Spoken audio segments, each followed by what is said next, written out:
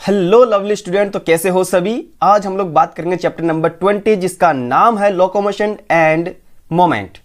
इस चैप्टर को हम लोग इस तरह से पढ़ेंगे कि एनसीईआरटी के साथ साथ हम लोग कुछ जो स्टेप होती है, कुछ जो कॉन्सेप्ट होते हैं वो हम लोग बोर्ड के ऊपर भी समझेंगे। ठीक है, तो ये मत समझना कि कंप्लीटली ये चैप्टर हम लोग एनसीईआरटी से कवर करेंगे। ध्यान से देखना, बीच बीच में जो टॉपिक होंगे उनको मैं पहले आपको बोर्ड पे एक्सप्लेन करूंगा, उसके बाद वापस से हम लोग एनसीईआरटी को रिवाइज करेंगे, रीडिंग लगाएंगे। ठीक है, क्योंकि यहाँ पर जैसे मसल्स की जो मैकेनिज्म होती है, ठीक है, और वही अगर बात करते हैं मसल्स की जो स्ट्रक्चर होती है वो कंप्लीटली थोड़ा सा मिक्सअप है इसके अंदर, तो वो अच्छे से तभी समझ में आएगा जब हम उनको बोर्ड के ऊपर पहले अच्छे से क्लियर करेंगे। ठीक है, उसके बाद हम लोग एनसीईआरटी का लाइन टू लाइन रिवीजन करेंगे ताकि हमारा हर एक वर्ड एनसीईआरटी का, हर एक लाइन एनसीईआरटी की कवर हो सके।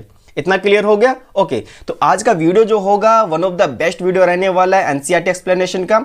आप लोग लास्ट तक जरूर देखना इस वीडियो को, उसके बाद आप जितने भी क्वेश्चन होंगे इससे रिलेटेड, एनसीईआरटी से रिलेटेड, आप सभी क्वेश्चंस को अच्छे से बना पाओगे।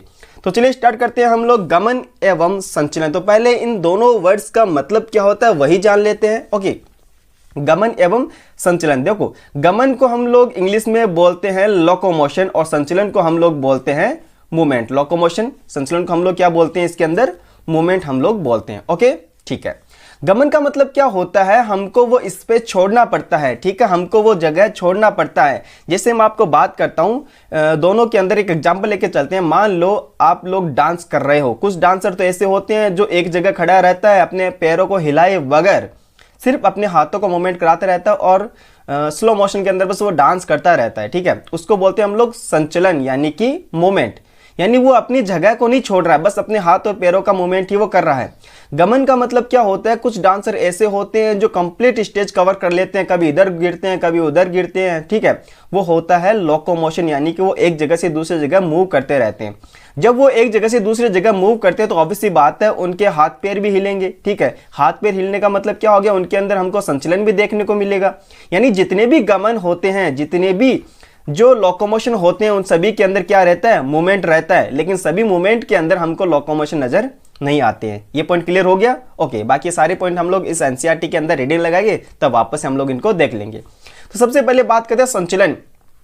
संचलन क्या होता है? जो संचलन होता है वो जीवों की एक महत्वपूर्ण विशेषता होती है। देखो, लोकोमोशन और मोमेंट की बात हम लोगों ने कर ली है, अब बात करते हैं मोमेंट के अंदर। तो जो मोमेंट होता है वो जीवों की एक महत्वपूर्ण विशेषता होती है। देखो, जंतु हो या चाहे वो पादप हो, अनेक तरह से संचलन करते हैं। अनेक तरह से संचलन का मतलब क्या होता है? वो मूवमेंट करते हैं। जंतु तो खैर करते हैं, पादप भी करते हैं, क्योंकि आप लोगों ने देखा होगा प्लांट की जो ग्रोथ होती है, वृद्धि होती है, शूट की वृद्धि होती है, लीफ की वृद्धि होती है, तो वो एक जगह से दूसरी जगह जा रहे हैं। ठीक है, मतलब कि मूवमेंट हो रहा है, एक जगह का ही मूवमेंट हो रहा है। ठीक है, वैसे पेड़ खुद तो चलकर दूसरी जगह जाता नहीं है। ठीक है, यानी उसके अंदर लोकोमोशन तो होता नहीं है। क्या क्या होता है उसके अंदर? केवल मूवमेंट होते हैं। जैसे आपने बहुत सारे मूवमेंट भी पढ़े होंगे। ठीक है, जैसे छुई मुई के अंदर आपने देखा होगा, जैसे आप उसको टच करते हैं तो वहां पर आपको हल्के से मूवमेंट देखने को मिलते हैं, जहां पर सारी लीफ जो होती है वो क्लोज हो जाती है। ठीक है, तो वैसे ही बात करते हैं हम लोग कुछ अमीबिया के अंदर। तो अमीबा जो होता है उनके अंदर भी हम लोगों को मूवमेंट देखने को मिलता है। जैसे कि एक कोशिका जीव होते हैं अमीबा, जिनके अंदर जीव द्रव्य का प्रवाह होता है। अब ध्यान से समझना, ये जीव द्रव्य का प्रवाह का मतलब क्या होता है? ध्यान समझना, ये जीव द्रव्य का प्रवाह का मतलब क्या होता है? इसको हम लोग बोलते हैं साइक्लोसिस। याद रखना, यहां पर आप नोट कर लेना, इसको हम लोग क्या बोलते हैं? साइक्लोसिस। जब कोशिका के अंदर जीव द्रव्य इस तरह से मूवमेंट करता है, सर्कुलर मूवमेंट के अंदर, उसको हम लोग क्या बोलते हैं? साइक्लोसिस बोलते हैं। ये एकदम सिंपल एग्जांपल होता है सेल के अंदर। वहीं अगर बात करते हैं कुछ पक्षमा यानी कि क्या होता है? सीलियरी मूवमेंट हो गया। ठीक है, कशाप यानी फ्लैजिलर मूवमेंट हो गया। स्पर्शक यानी कि कुछ स्पर्शक के द्वारा भी इनके अंदर संचलन देखने को मिलता है। संचलन यानी कि याद रखना मूवमेंट ओनली। अब मनुष्य की बात करते हैं तो वहां पर देखो हाथ पैर, जबड़े, प्लग, आईलिड्स वगैरह हो गया, जीव वगैरह हो गया, इनका जो मूवमेंट हो, इनके अंदर जो गति होती है वो ऑब्वियसली आपको पता है, उसको हम लोग क्या बोलते हैं? मोमेंट बोलते हैं। ठीक है, और कुछ मूवमेंट तो ऐसे होते हैं जो हमारी बॉडी के अंदर होते ही रहते हैं। क्लियर हो गया? वहीं अगर बात करते हैं कुछ संचलनों में स्थान का परिवर्तन होता है। स्थान परिवर्तन होने का मतलब क्या हो गया? वो एक जगह से दूसरी जगह चला गया, इसको हम लोग क्या बोलते हैं? लोकोमोशन यानी कि गमन बोलते हैं। ठीक है, जैसे कि टहलना, दौड़ना, चढ़ना, उड़ना, तैरना, घूमना, जो भी है। वहीं अगर हम बात करें उसको हम लोग क्या बोलते हैं? लोकोमोशन बोलते हैं। लोकोमोशन यानी कि एक जगह से दूसरी जगह जाना। इतना पॉइंट क्लियर हो गया? ठीक है, सभी जितने भी गमन होते हैं, जितने भी लोकोमोशन होते हैं, वो सभी के सभी मूवमेंट के ही फॉर्म होते हैं। सभी के सभी संचलन के ही रूप होते हैं, क्योंकि हर एक लोकोमोशन के अंदर आप लोगों को देखने को मिलेगा क्या, संचलन देखने को मिलता है। इतना पॉइंट क्लियर हो गया। ओके, वही अगर बात करें कुछ एग्जांपल्स हमको दे रखे हैं, जैसे पैरामीशियम के अंदर चलन के पैरामीशियम के अंदर जो सीलिया होते हैं, जो पक्षमाभ होते हैं, वो भोजन की कोशिका ग्रसनी में प्रवाह को भी करते हैं और साथ साथ वो चलन यानी कि लोकोमोशन के अंदर भी काम करते हैं। वही अगर बात करते हैं हाइड्रा के अंदर, तो हाइड्रा के अंदर जो स्पर्शक होते हैं वो शिकार पकड़ने और चलन दोनों के अंदर काम करते हैं। ठीक है, वही अगर बात करते हैं हमारे अंदर बात करें तो जो लिम्स होते हैं, हमारे जो हाथ और पैर होते हैं, वो शरीर की मुद्रा बदलने में भी काम आते हैं और चलने में भी काम आते हैं। इतना पॉइंट क्लियर हो गया। ओके, तभी हम लोग इन मोमेंट और लोकोमोशन को एक साथ पढ़ते हैं। ठीक है, इनका अलग अलग अध्ययन करना थोड़ा मुश्किल होता है, तभी हम इनको क्या करते हैं, एक साथ ही पढ़ने की कोशिश करते हैं। जितने भी जो लोकोमोशन होते हैं उन सभी के अंदर आपको मोमेंट जरूर देखने को मिलेगा, यानी जितने भी लोकोमोशन होते हैं वो सभी कैसे होते हैं, मोमेंट होते हैं। सभी कैसे होते हैं, मोमेंट होते हैं। लेकिन जितने भी मोमेंट होते हैं हमारी बॉडी के अंदर वो सभी लोकोमोशन हो, ये जरूरी नहीं है, ये जरूरी नहीं है। जो कि मैंने आप लोगों को स्टार्टिंग के अंदर बता दिया था, स्टार्टिंग के अंदर मैंने आप लोगों को एक्सप्लेन कर दिया था कि जो गमन होते हैं, सारे गमन जो होते हैं वो सभी क्या है, संचलन होता है। लेकिन सभी संचलन के अंदर गमन हो ये जरूरी नहीं है। पॉइंट क्लियर हो गया। ओके, तो ये लाइन आपको अच्छे से ध्यान में रखना है। अब बात करते हैं बच्चों गति के प्रकार। तो मोस्टली हम लोग जो गति के टाइप्स होते हैं वो 3 प्रकार की गतियां हम लोग पढ़ते हैं। पहला आता है एमीबॉइड गति यानी एमीबॉइड मूवमेंट, दूसरा आता है सीलियरी यानी पक्षमाभी मूवमेंट, और थर्ड आता है पेशी यानी कि मस्कुलर मूवमेंट। ठीक है, पहला कौन सा है, एमीबी है, दूसरा क्या आता है, पक्षमाभी, और तीसरा आता है पेशी। इतना पॉइंट क्लियर हो गया। ओके, तो सबसे पहले हम लोग बात करते हैं कुछ मोमेंट हमारी बुक के अंदर दे रखे हैं, उनके एग्जाम्पल हम लोगों को याद रखना है। जैसे कि हमारे शरीर में कुछ विशिष्ट कोशिकाएं कौन कौन सी, जैसे तो एक तो हो गया मैक्रोफेज और दूसरा होता है ल्यूकोसाइट। एक्चुअली जो ल्यूकोसाइट का फॉर्म होता है मैक्रोफेज, आपको भी पता होगा, जो कि ब्लड के अंदर अमीबॉइड गति यानी अमीबॉइड मूवमेंट शो करते हैं। अमीबॉइड मूवमेंट कौन प्रदर्शित करता है, मैक्रोफेजेस एंड ल्यूकोसाइट। ठीक है, यह क्रिया जीव द्रव्य की प्रवाही गति द्वारा होता है, जो कि क्या बनाता है, कुक्कुटपाद यानी कि सुडोपोडिया बनाता है, जिसके द्वारा कौन से मूवमेंट होता है, हमको अमीबॉइड मूवमेंट देखने को मिलता है। अमीबा की जैसे ये मूवमेंट हम लोगों को देखने को मिलता है। वही अगर बात करते हैं कोशिका कंकाल तंत्र के अंदर जो सूक्ष्म तंतु होते हैं वो भी अमीबीय गति करते हैं, वो भी अमीबीय गति के अंदर सहयोग करते हैं। इतना पॉइंट क्लियर हो गया। ठीक है, देन हम लोग बात करते हैं कुछ हमारी बॉडी के अंदर जो नलिकाकार अंग होते हैं जो कि पक्षमाभ उपस्थित होते हैं, जिनके अंदर देखो जो कि सीलिएटेड होते हैं, आपको पता है नॉर्मल सी जो सीलिया के द्वारा आस्तरित होते हैं। ठीक है, जैसे कि बात करते हैं अपनी ट्रेकिया होगी, ट्रेकिया के अंदर जैसे ही कोई डस्ट पार्टिकल अंदर जाता है तो वो सीलिया उनको क्या कर देती है, हमारी बॉडी से बाहर निकाल देती है। वैसे अगर बात करते हैं फीमेल बॉडी के अंदर, तो वहां पर जो फेलोपियन ट्यूब होते हैं जिनके अंदर ओवम जो होता है वो यूट्रस की तरफ जाता है। कौन लेके जाता है, याद रखना, वहां पर भी सीलियरी मूवमेंट हम लोगों को देखने को मिलता है। तो फेलोपियन ट्यूब आपको याद रखना, और दूसरा रेस्पिरेटरी ट्रैक आपको याद रखना, जिनके अंदर हमको सीलियरी मूवमेंट देखने को मिलता है। सीलियरी मूवमेंट देखने को मिलता है। पहले वाले में आप लोगों को याद रखना है amoeboid movement, amoeboid movement.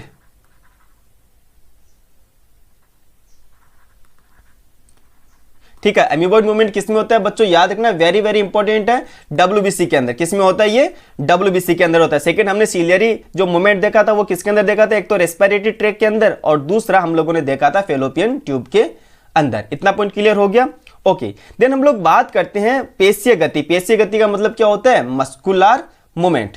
Muscular movement जो होते हैं वो हमारी मसल्स के अंदर होता है। कहां पे होता है, वो हमारी मसल्स के अंदर होता है, जिसके अंदर कॉन्ट्रैक्शन होता है यानी संकुचन होता है और रिलैक्सेशन हम लोगों को देखने को मिलता है। इतना पॉइंट क्लियर हो गया। ओके, देन हम लोग बात करते हैं चलन के लिए पेशीय, कंकाल और तंत्रिका तंत्र की पूर्ण समन्वित क्रिया होना आवश्यक होता है, यानी तीनों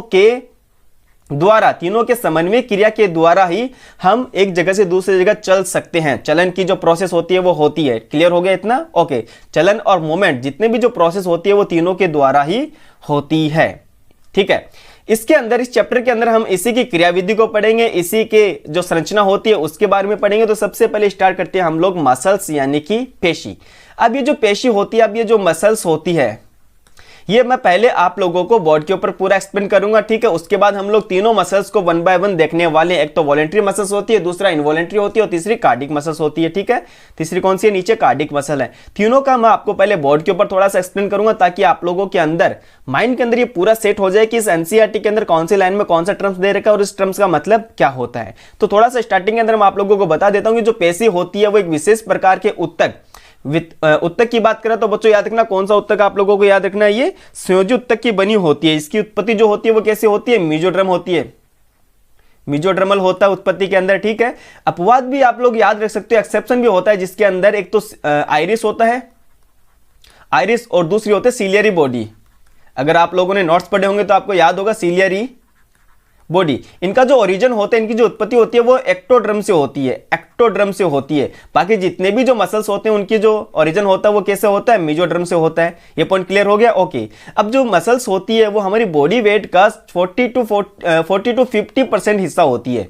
कितना होती है, 40 से 50% हिस्सा जो होती है वो अपनी बॉडी वेट का मसल्स होती है। इसके बहुत सारे करैक्टर होते हैं, जैसे उत्तेजनशीलता हो गया, संकुचनशीलता हो गया, वही अगर बात करें प्रसार्य का हो गया, और प्रत्यास्थता यानी इलास्टिसिटी का इनका करैक्टर होता है। ये चारों करैक्टर आपको एजीटी याद रखना है, इस लाइन को हाईलाइट कर लेना, ओके। तो इसके अंदर आप लोगों को देखने को मिलेगा कि जो मसल्स होती है वो 3 प्रकार की पाई जाती है। हमारी बॉडी के जो मसल्स होती है कितने टाइप की होती है, वो 3 टाइप की होती है। तो चलते हैं पहले बॉडी के ऊपर, उसके बाद हम लोग पढ़ेंगे किसको, इनको यहां से कंटिन्यू करने वाले हैं। हेलो गाइस, तो जल्दी से हम लोग इसको समझते हैं मस्कुलर सिस्टम को, उसके बाद हम लोग एनसीईआरटी को रिवीजन करेंगे, एनसीईआरटी की रीडिंग लगाएंगे। तो मोस्टली हमको पता होना चाहिए कितने टाइप होते हैं इसके, 3 टाइप होती है, 3 प्रकार की होती है। एनसीईआरटी के अंदर भी एज इट इज 3 टाइप के दे रखे हैं। पहला होता है वॉलेंट्री मसल, जिसको हम लोग बोलते हैं कंकाल पेशी। क्या बोलते हैं इसको हम लोग, कंकाल पेशी। क्या बोलते हैं इसको हम लोग, कंकाल पेशी, क्योंकि इसको हम लोग क्या बोलते हैं, स्केलेटल मसल्स भी बोलते हैं। वॉलेंट्री का मतलब क्या होता है, जो हमारे कंट्रोल में होता है। क्या होता है, जिसका कंट्रोल हमारे अंडर होता है, यानी जो हमारा नर्वस सिस्टम होता है वो इसके ऊपर डायरेक्ट इफेक्ट करता है, जिससे हम अपने हाथ पैरों का मूवमेंट करवा सके, अपने कंप्लीट जो स्केलेटल मसल्स होता है उनका मूवमेंट आसानी से हम लोग करवा सके। या हाथ पैर का हिलना, बोलना, चलना, स्विमिंग करना, दौड़ना, डांसिंग करना, ये सभी जो मूवमेंट होते हैं वो कैसे होते हैं, स्केलेटल मसल्स के द्वारा होते हैं, जिनको हम लोग क्या बोलते हैं, वॉलेंट्री मोमेंट बोलते हैं। इसको हम लोग क्या बोलते हैं, वॉलेंट्री मोमेंट बोलते हैं। और कौन सी मसल्स के द्वारा होते हैं, वॉलेंट्री मसल्स के द्वारा होते हैं। इतना पॉइंट क्लियर हो गया, ओके। इसको हम लोग बोलते हैं striated muscles, very very important. Striated muscles को क्या बोलते हैं हम लोग, रेखित पेशियां, रेखित पेशियां, रेखित पेशियां। इसके बाद देखना, जैसे आप एनसीईआरटी रीडिंग लगाओगे आपको एज इट इज कंप्लीट जो लाइन है वो समझ में आ जाएगी, ठीक है। आपको तीनों के अंदर बिल्कुल भी हल्का सा भी कंफ्यूजन देखने को नहीं मिलेगा। तो इसको हम लोग क्या बोलते हैं, रेखित पेशियां। इतना पॉइंट क्लियर हो गया। तो वॉलेंट्री वाला आपको समझ में आ गया होगा, वॉलेंट्री वाला आपको समझ में आ गया होगा, जिसको हम लोग क्या बोलते हैं, कंकाल पेशी बोलते हैं, रेखित पेशियां होता है। और इसका जो कंट्रोल होता है वो हमारे अंडर होता है, कंट्रोल हम कर सकते हैं, कंट्रोल हम कर सकते हैं। कंट्रोल हम करने का मतलब क्या होता है, इन जो मूवमेंट होता है उसका कंट्रोल हमारे अंडर होता है, यानी हाथ का हिलना ये हमारे कंट्रोल में है, चलना, दौड़ना, भागना, स्विमिंग करना, ये सारी प्रोसेस क्या होती है, हमारे कंट्रोल के अंदर होती है। क्यों होता है, क्योंकि जो स्केलेटल मसल्स होता है उनके ऊपर जो नर्वस सिस्टम होता है वो डायरेक्टली वर्क करता है, डायरेक्टली वो काम करता है। तो ऑब्वियस सी बात है हमारे अंडर के अंदर वो कंप्लीट कंट्रोल हो गया। क्लियर हो गया ये पॉइंट अच्छे से। तो कंकाल पेशी के अंदर आपको क्या क्या बातें याद रखनी है। पहला ऐच्छिक पेशियां होती है। पहला क्या है, ऐच्छिक पेशियां होती है। कंट्रोल हमारे अंडर में होने का मतलब क्या हो गया, ऐच्छिक।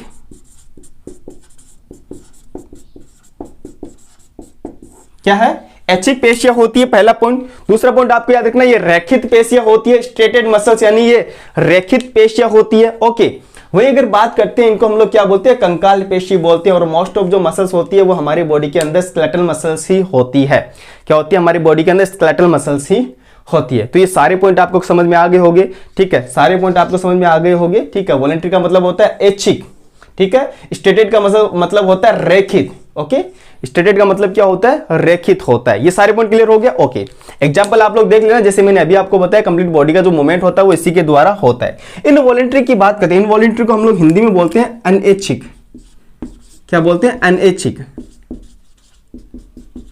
अनैच्छिक का मतलब क्या हो गया कि इस तरह के मसल्स के ऊपर हमारा कंट्रोल नहीं है, इस तरह के मसल्स के ऊपर हमारा यानी नर्वस सिस्टम का कंट्रोल नहीं है। तो ऑब्वियस सी बात है इसका मूवमेंट हमारे अंडर में नहीं है। कैसे मूवमेंट हो हमको पता ही नहीं चलेगा, क्योंकि हमारे अंडर में ये नहीं है। तो ऐसे मसल्स हमारे बॉडी के अंदर कहां पर प्रेजेंट होती है, जो अंदर वाले जो इंटरनल ऑर्गन होते हैं, जो हॉलो ऑर्गन, सॉरी, जो हॉलो एंड खोखले, जो खोखले ऑर्गन होते हैं हमारी बॉडी के, उसकी वो लाइनिंग करने का काम करते हैं। जैसे कंप्लीट जीआई ट्रैक हो गया, ठीक है। जैसे कंप्लीट जीआई ट्रैक हो गया तो जो खाना तो हमने यहां से खाया, तो ये जो मसल्स होती है वो तो स्केलेटल मसल्स के द्वारा उसको चबा दिया, उसको फिर हम निगलते हैं। जैसे हम लोग निगलेंगे तो जीआई ट्रैक्ट में चला गया, यहाँ पर जो प्रेस लाइटिंग मूवमेंट होता है क्या वो हमारे कंट्रोल में होता है? नहीं होता है। स्टोमक के अंदर जो कॉन्ट्रैक्शन रिलैक्सेशन होता है क्या वो हमारे कंट्रोल में होता है? वो भी नहीं होता। इंटेस्टाइन के अंदर होता है? वो भी नहीं होता।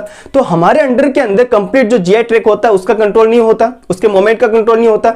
वही अगर बात करते हैं जो फेलोपियन ट्यूब के अंदर जो ओवम निकल के आता है, जो फेलोपियन ट्यूब के अंदर जो ओवम निकल के आता है वो भी जब पुश किया जाता है कहां तक? यूट्रस के अंदर जब वो पुश करते हैं तो उसका मोमेंट जो होता है वो भी कैसा होता है? इनवॉलेंट्री होता है। वो भी हमारे कंट्रोल में नहीं होता है। उसका मोमेंट कैसा होता है? इनवॉलेंट्री होता है। तो फेलोपियन ट्यूब के अंदर याद रखना, फेलोपियन ट्यूब के अंदर जो ओवम होता है उसका मोमेंट यूट्रस के साइड होना वो भी कैसा होता है? अनिश्चित होता है, इनवॉलेंट्री होता है। तो इसके अंदर हमको क्या क्या बातें याद रखनी है? ठीक है, पहला पॉइंट हमको याद रखना है ये अनिश्चित पेशियां होती है। दूसरा विसरल मसल्स, ये विसरल्स को हम लोग बोलते हैं अंतरांग, ऐसा आपके एनसीईआरटी में दे भी रखा है। ओके, नॉन स्ट्रेटेड होता है। नॉन स्ट्रेटेड का मतलब क्या होता है? इनके अंदर किसी भी प्रकार के स्ट्रेटेड देखने को नहीं मिलते। जैसे हिंदी में इसको क्या बोलते हैं हम लोग? अरेखित।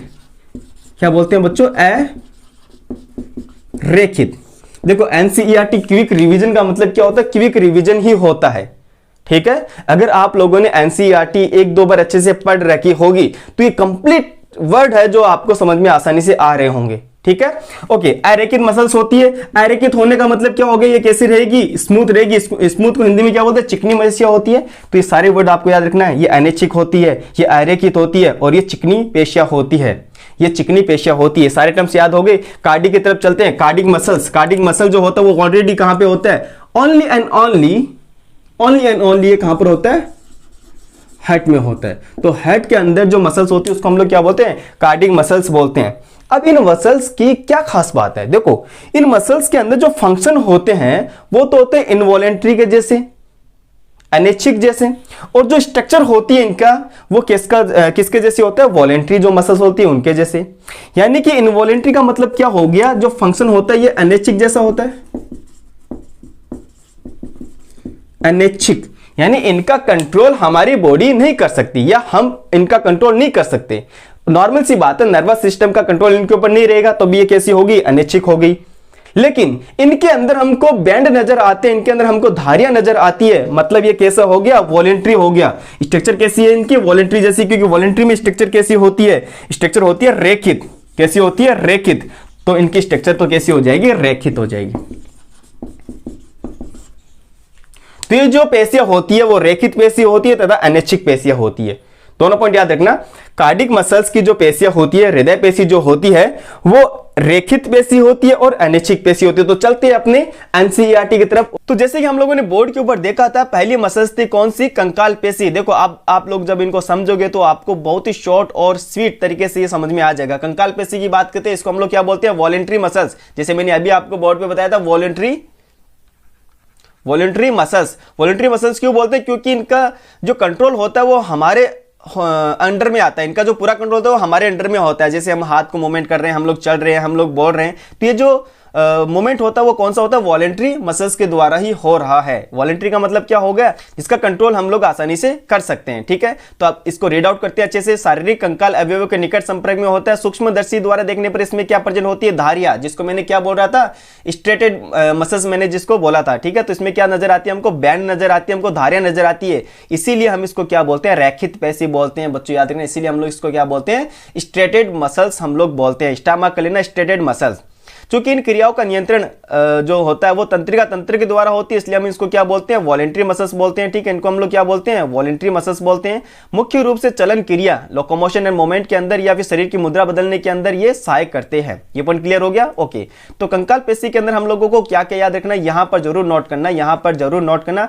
पहला एरोमा करके लिखना, ये स्केलेटल मसल्स होती है कंकाल पेशी। दूसरा ये वॉलेंट्री होती है। ठीक है, क्योंकि ये ऐच्छिक मसल्स होती है। थर्ड आपको याद रखना, ये रेखित होती है। कैसी होती है? ये रेखित होती है। तीनों पॉइंट आपको यहां पर लिख लेने हैं।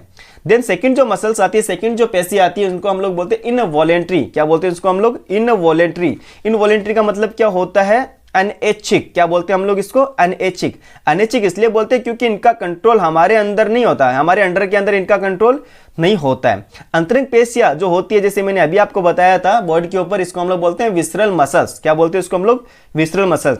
अच्छा, विसरल मसल क्यों बोलते हैं? क्योंकि ये जो होती है कहां पे प्रेजेंट होती है? हमारे जो इंटरनल ऑर्गन होते हैं वहां पे लाइनिंग बना के रखती है, वहां पर ये प्रेजेंट होते हैं। जैसे आहार नाल हो गया, जीआई ट्रैक हो गया कंप्लीट, जैसे जनन मार्ग हो गया, इनकी जो भीतरी भित्ति होती है वहां पर ये प्रेजेंट होते हैं। ये कैसे होते हैं? अरेखित होते हैं। अरेखित का मतलब क्या होता है? ये नॉन स्ट्रेटेड होता है और साथ में कैसे होते हैं? स्मूथ होते हैं। ये चिकनी पेशियां होती है। इतना क्लियर हो गया? इसलिए हम इसको क्या बोलते हैं? स्मूथ मसल्स भी बोलते हैं, अरेखित पेशी, या फिर इनको हम लोग स्मूथ मसल्स बोलते हैं। इनका जो कंट्रोल होता है वो तंत्रिका तंत्र के कंट्रोल में नहीं आता, ठीक है। इनकी क्रिया तंत्रिका तंत्र के ऐच्छिक नियंत्रण में नहीं होती, इसलिए हम इसको क्या बोलते हैं? अनैच्छिक पेशियां बोलते हैं, इनवॉलेंटरी मसल्स हम लोग बोलते हैं। एग्जाम्पल आप लोगों को याद रखना है, जो जीआई ट्रैक होता है, जैसे हम लोग मान लो भोजन तो खा लिया, ठीक है, माउथ के अंदर लेके हम उसको बाइट करके छोटे छोटे पार्ट्स में डिवाइड कर दिया, किसके द्वारा? कंकाल पेशी के द्वारा। अब जैसे हम इसको निगल जाते हैं तो जो अपना कंप्लीट आगे का जीआई ट्रैक होता है, जैसे इसोफेगस हो गया, स्टोमक हो गया, स्मॉल एंड लार्ज इंटेस्टाइन हो गया, वहां पर इनका जो कंट्रोल होता है, मूवमेंट का कंट्रोल होता है, वो हमारे अंडर नहीं होता है। क्लियर सी बात होगी? ओके। देन बात करते हैं जो गैमेट्स होते हैं उनका मूवमेंट, उनका जो अभिगमन होता है, उनका जो ट्रांसपोर्टेशन होता है, वहां पर भी कॉन्ट्रैक्शन रिलैक्सेशन जो होता है, पेरिस्टाल्टिक मूवमेंट जहां पर देखने को मिलता है, क्योंकि जो फेलोपियन डक्ट होती है, फेलोपियन जो ट्यूब होती है, वहां पर भी पेरिस्टाल्टिक मूवमेंट देखने को मिलता है, जो ओवम को किधर धकेलता है? यूट्रस के अंदर धकेलता है। तो उसका कंट्रोल हमारे अंडर नहीं होता, सिंपल सी बात है। तो बच्चों याद रखना, ये कैसा हो गया? इनवॉलेंट्री हो गया। कैसा हो गया? ये इनवॉलेंट्री हो गया। तो दोनों आपने अच्छे से देख लिया। अब यहां पर इसके सामने क्या क्या लिखना है वो लिखना। पहले मैं आपको बताता हूं, इनको हम लोग बोलते हैं विसरल मसल्स। ये होता है इनवॉलेंट्री, यानी कि ये कैसा हो गया? अनैच्छिक हो गया। एरो मार्क लगा के लिखना है। ये अरेखित पेशी होती है, एरो मार्क लगा के लिखना है, इसलिए ये इसको हम लोग चिकनी पेशियां कहते हैं, ठीक है। एग्जाम्पल आप लोगों को यहाँ पे लिख लेना है। तो इस तरह से जब आप इसको सेपरेट करते हो तब आपको पता चल जाएगा कि यार इन दोनों में क्या क्या डिफरेंस अभी तक देखने को मिला है। थर्ड बात करते हैं हम लोग, थर्ड मसल्स की बात की, जिसका नाम है कार्डिक मसल, जिसको हम लोग क्या बोलते हैं? कार्डिक मसल्स बोलते हैं। ये कहां पर सिचुएटेड होती है? अपने हार्ट के अंदर ये प्रेजेंट होती है, इसलिए हम इसको क्या बोलते हैं? कार्डिक मसल्स बोलते हैं। यूनिक होती है, केवल कहां प्रेजेंट होती है? अपने हार्ट के अंदर ये प्रेजेंट होती है। इतना पॉइंट क्लियर हो गया? ओके।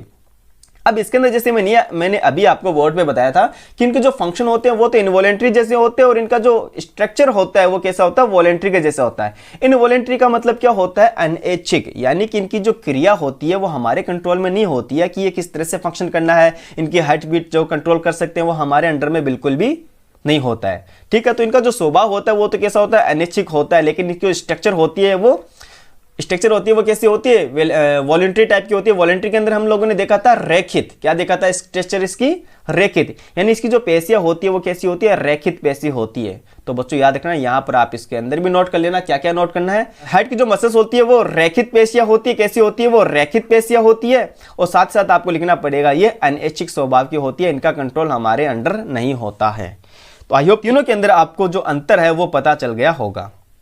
क्लियर सी बात है? ओके। नेक्स्ट हम लोग बात करते हैं कंकाल पेशी की संरचना और संकुचन क्रिया विधि को समझने के लिए हम इसका विस्तार से परीक्षण करेंगे। तो पहले तो हम इसकी स्ट्रक्चर पढ़ेंगे, उसके बाद इसके मैकेनिज्म करने वाले हैं। तो ये जो स्ट्रक्चर आप लोग देख रहे हो, इसको समझने के लिए पहले मैं आपको एज इट इज बोर्ड के ऊपर थोड़ा सा आपको एक्सप्लेन करूंगा कि ये किस तरह से डायग्राम बना है, उसके बाद हम इसके रीडिंग लगाएंगे। क्लियर सी बात होगी? ओके, तो चलते हैं बोर्ड के ऊपर। ओके, तो अब हम बात करने वाले हैं मसल्स के स्ट्रक्चर की, ठीक है। उसके बाद बात करेंगे हम लोग मसल्स के मैकेनिज्म की। तो स्ट्रक्चर की बात करते हैं बच्चों, ध्यान से समझना। सपोज करना ये कोई बाइसेप मसल है किसी की, क्या है ये? बाइसेप मसल्स है, डोले शोले वाली, समझना। ये क्या? बाइसेप मसल है। मैंने इसको उठा के यहां पर ले लिया, इसके अंदर से एक मसल्स मैंने निकाल ली, एक पेशी हमने निकाल ली, ठीक है। ये क्या? मसल्स है। ओके, इसके बाहर, मसल्स के बाहर जो लेयर प्रेजेंट होती है, जो मेम्ब्रेन प्रेजेंट होती है, उसको हम लोग क्या बोलते हैं? एपीमाइसियम बोलते हैं। क्या बोलते हैं उसको हम लोग? एपीमाइसियम बोलते हैं। याद रखना, ये स्टेप आपको याद रखना है, सबसे बाहर होती है एपीमाइसियम। अब मसल्स के अंदर हमको बहुत सारे ऐसे बंडल नजर आते हैं, बहुत सारे ऐसे बंडल नजर आते हैं। इनको हम लोग क्या बोलते हैं? मसल बंडल बोलते हैं, पेशी बंडल बोलते हैं, पेशी बंडल इसको हिंदी में बोलते हैं, जिसको हम लोग क्या बोलते हैं? फेसिक्यूले बोलते हैं या फेसिक्यूलस बोलते हैं ना, इसको हम लोग क्या बोलते हैं? फेसिक्यूलस हम लोग इसको बोलते हैं। ये पॉइंट क्लियर हो गया? ठीक है। अब इन जो मसल्स बंडल होते हैं, इनके बाहर की जो परत होती है, बाहर जो मेम्ब्रेन होती है, उसको हम लोग क्या बोलते हैं? पेरीमाइशियम बोलते हैं। क्या बोलते हैं उसको हम लोग? पेरीमाइशियम। यानी इनके जस्ट बाहर वाली जो लेयर होती है उसको हम लोग क्या बोलते हैं? पेरीमाइशियम बोलते हैं। मैं यहां पर भी डॉट डॉट करके दिखा रहा हूं, इसको क्या बोलते हैं? पेरीमाइशियम बोलते हैं। अब उनके अंदर यानी मसल्स बंडल के अंदर प्रेजेंट होते हैं बहुत सारे, इस तरह से बहुत सारे इनके अंदर क्या प्रेजेंट होते हैं? मसल फाइबर प्रेजेंट होते हैं, ठीक है। पेशी रेशे, क्या बोलते हैं इसको हम लोग? पेशी रेशे क्या प्रेजेंट होते हैं इनके अंदर? बहुत सारे पेशी रेशे यानी मसल्स फाइबर प्रेजेंट होते हैं। इन्हीं पेशी रेशे को हम लोग क्या बोलते हैं, मसल सेल बोलते हैं। क्या बोलते हैं इनको हम लोग, मसल सेल बोलते हैं। देन बात करते हैं इनकी जो बाहर की लेयर होती है, बाहर की मेम्ब्रेन होती है, उसको हम लोग क्या बोलते हैं, एंडोमाइसियम। तो ये सीक्वेंस आपको याद रखना, सबसे बाहर एपीमाइसियम, उसके बाद में पेरीमाइसियम और सबसे अंदर एंडोमाइसियम बोलते हैं। अगर मैं एक मसल सेल की बात करता हूं, ध्यान से समझना, एक मसल सेल मैं यहां पर बना रहा हूं, ध्यान से समझना।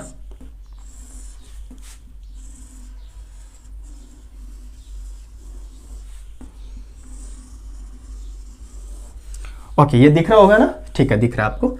ये कोई एक मसल सेल है। ओके, अब इसके अंदर ये प्रेजेंट है, इसके अंदर केंद्रक क्या प्रेजेंट है, न्यूक्लियस इसके अंदर प्रेजेंट है। ओके, इसकी जो मेम्ब्रेन होती है, इस मसल सेल की मेम्ब्रेन होती है, उसको हम लोग बोलते हैं सार्कोलेमा। क्या बोलते हैं उसको हम लोग, सार्कोलेमा बोलते हैं। इनकी मेम्ब्रेन को क्या बोलते हैं, सार्कोलेमा बोलते हैं। इनके अंदर जो फ्लूइड भरा होता है, जो साइटोप्लाज्म होता है इनके अंदर का, उसको हम लोग बोलते हैं सार्कोप्लाज्म बोलते हैं। क्या बोलते हैं उसको हम लोग बोलते हैं, सार्कोप्लाज्म बोलते हैं।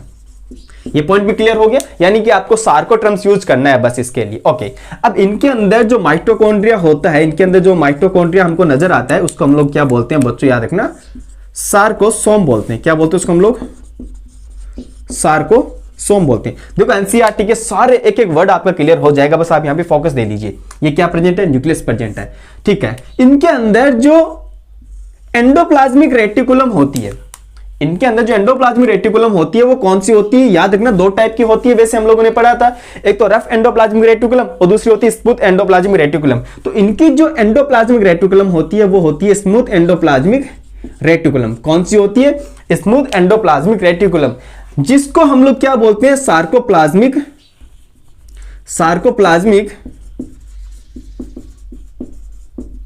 रेटिकुलम। क्या बोलते हैं उसको हम लोग, सार्कोप्लाज्मिक रेटिकुलम हम इसको बोलते हैं। जिसके अंदर क्या भरा होता है, कैल्शियम आयन भरा होता है। अगर आपसे पूछे कि जो मसल सेल होती है, उसके अंदर कैल्शियम आयन कहां पर प्रेजेंट होते हैं, मसल्स आयन के अंदर कैल्शियम आयन का भंडारण कहां होता है, याद रखना, सार्कोप्लाज्मिक रेटिकुलम के अंदर होता है। इतना पॉइंट क्लियर हो गया है, ठीक है। तो आगे चलते हैं, ध्यान से समझना। और क्या हमको इसके अंदर पॉइंट याद रखने हैं। सबसे पहली बात ये कैसे होते हैं, सिलेंड्रिकल होते हैं। ये जो पॉइंट बता रहा हूं मैं मसल सेल के लिए, वो याद रखना, सबसे पहले पॉइंट हमको याद रखना है, ये सिलेंड्रिकल होते हैं। अब आप देख रहे होंगे बीच के अंदर जो ये खांच हमको नजर आती है, इनको क्या बोलते हैं, इनको बोलते हैं हम लोग टी ट्यूब्यूल। हम इसको बोलते हैं टी ट्यूब्यूल। टी का मतलब होता है ट्रांसवर्स ट्यूब्यूल्स। क्या होता है टी का मतलब, ट्रांसवर्स ट्यूब्यूल्स। चलिए मैं आपको बताता हूं कि ये क्या काम आता है, क्या नहीं आता है। थोड़ा सा फोकस करोगे तो ये अच्छे से समझ में आ जाएगा। ध्यान से देखना, मैं ऊपर वाले ये नाम मिटा रहा हूं, आपको समझ में तो आ गया होगा अच्छे से। मैं ये सारे रफ कर रहा हूं थोड़े से। अब इनके अंदर क्या होता है, इंपल्सेस आएंगे। ध्यान से देखना, अब देखो फोकस रखते हैं। न्यूरॉन आता है, ऑब्वियस सी बात है, ये कंट्रोल होता है न्यूरॉन से।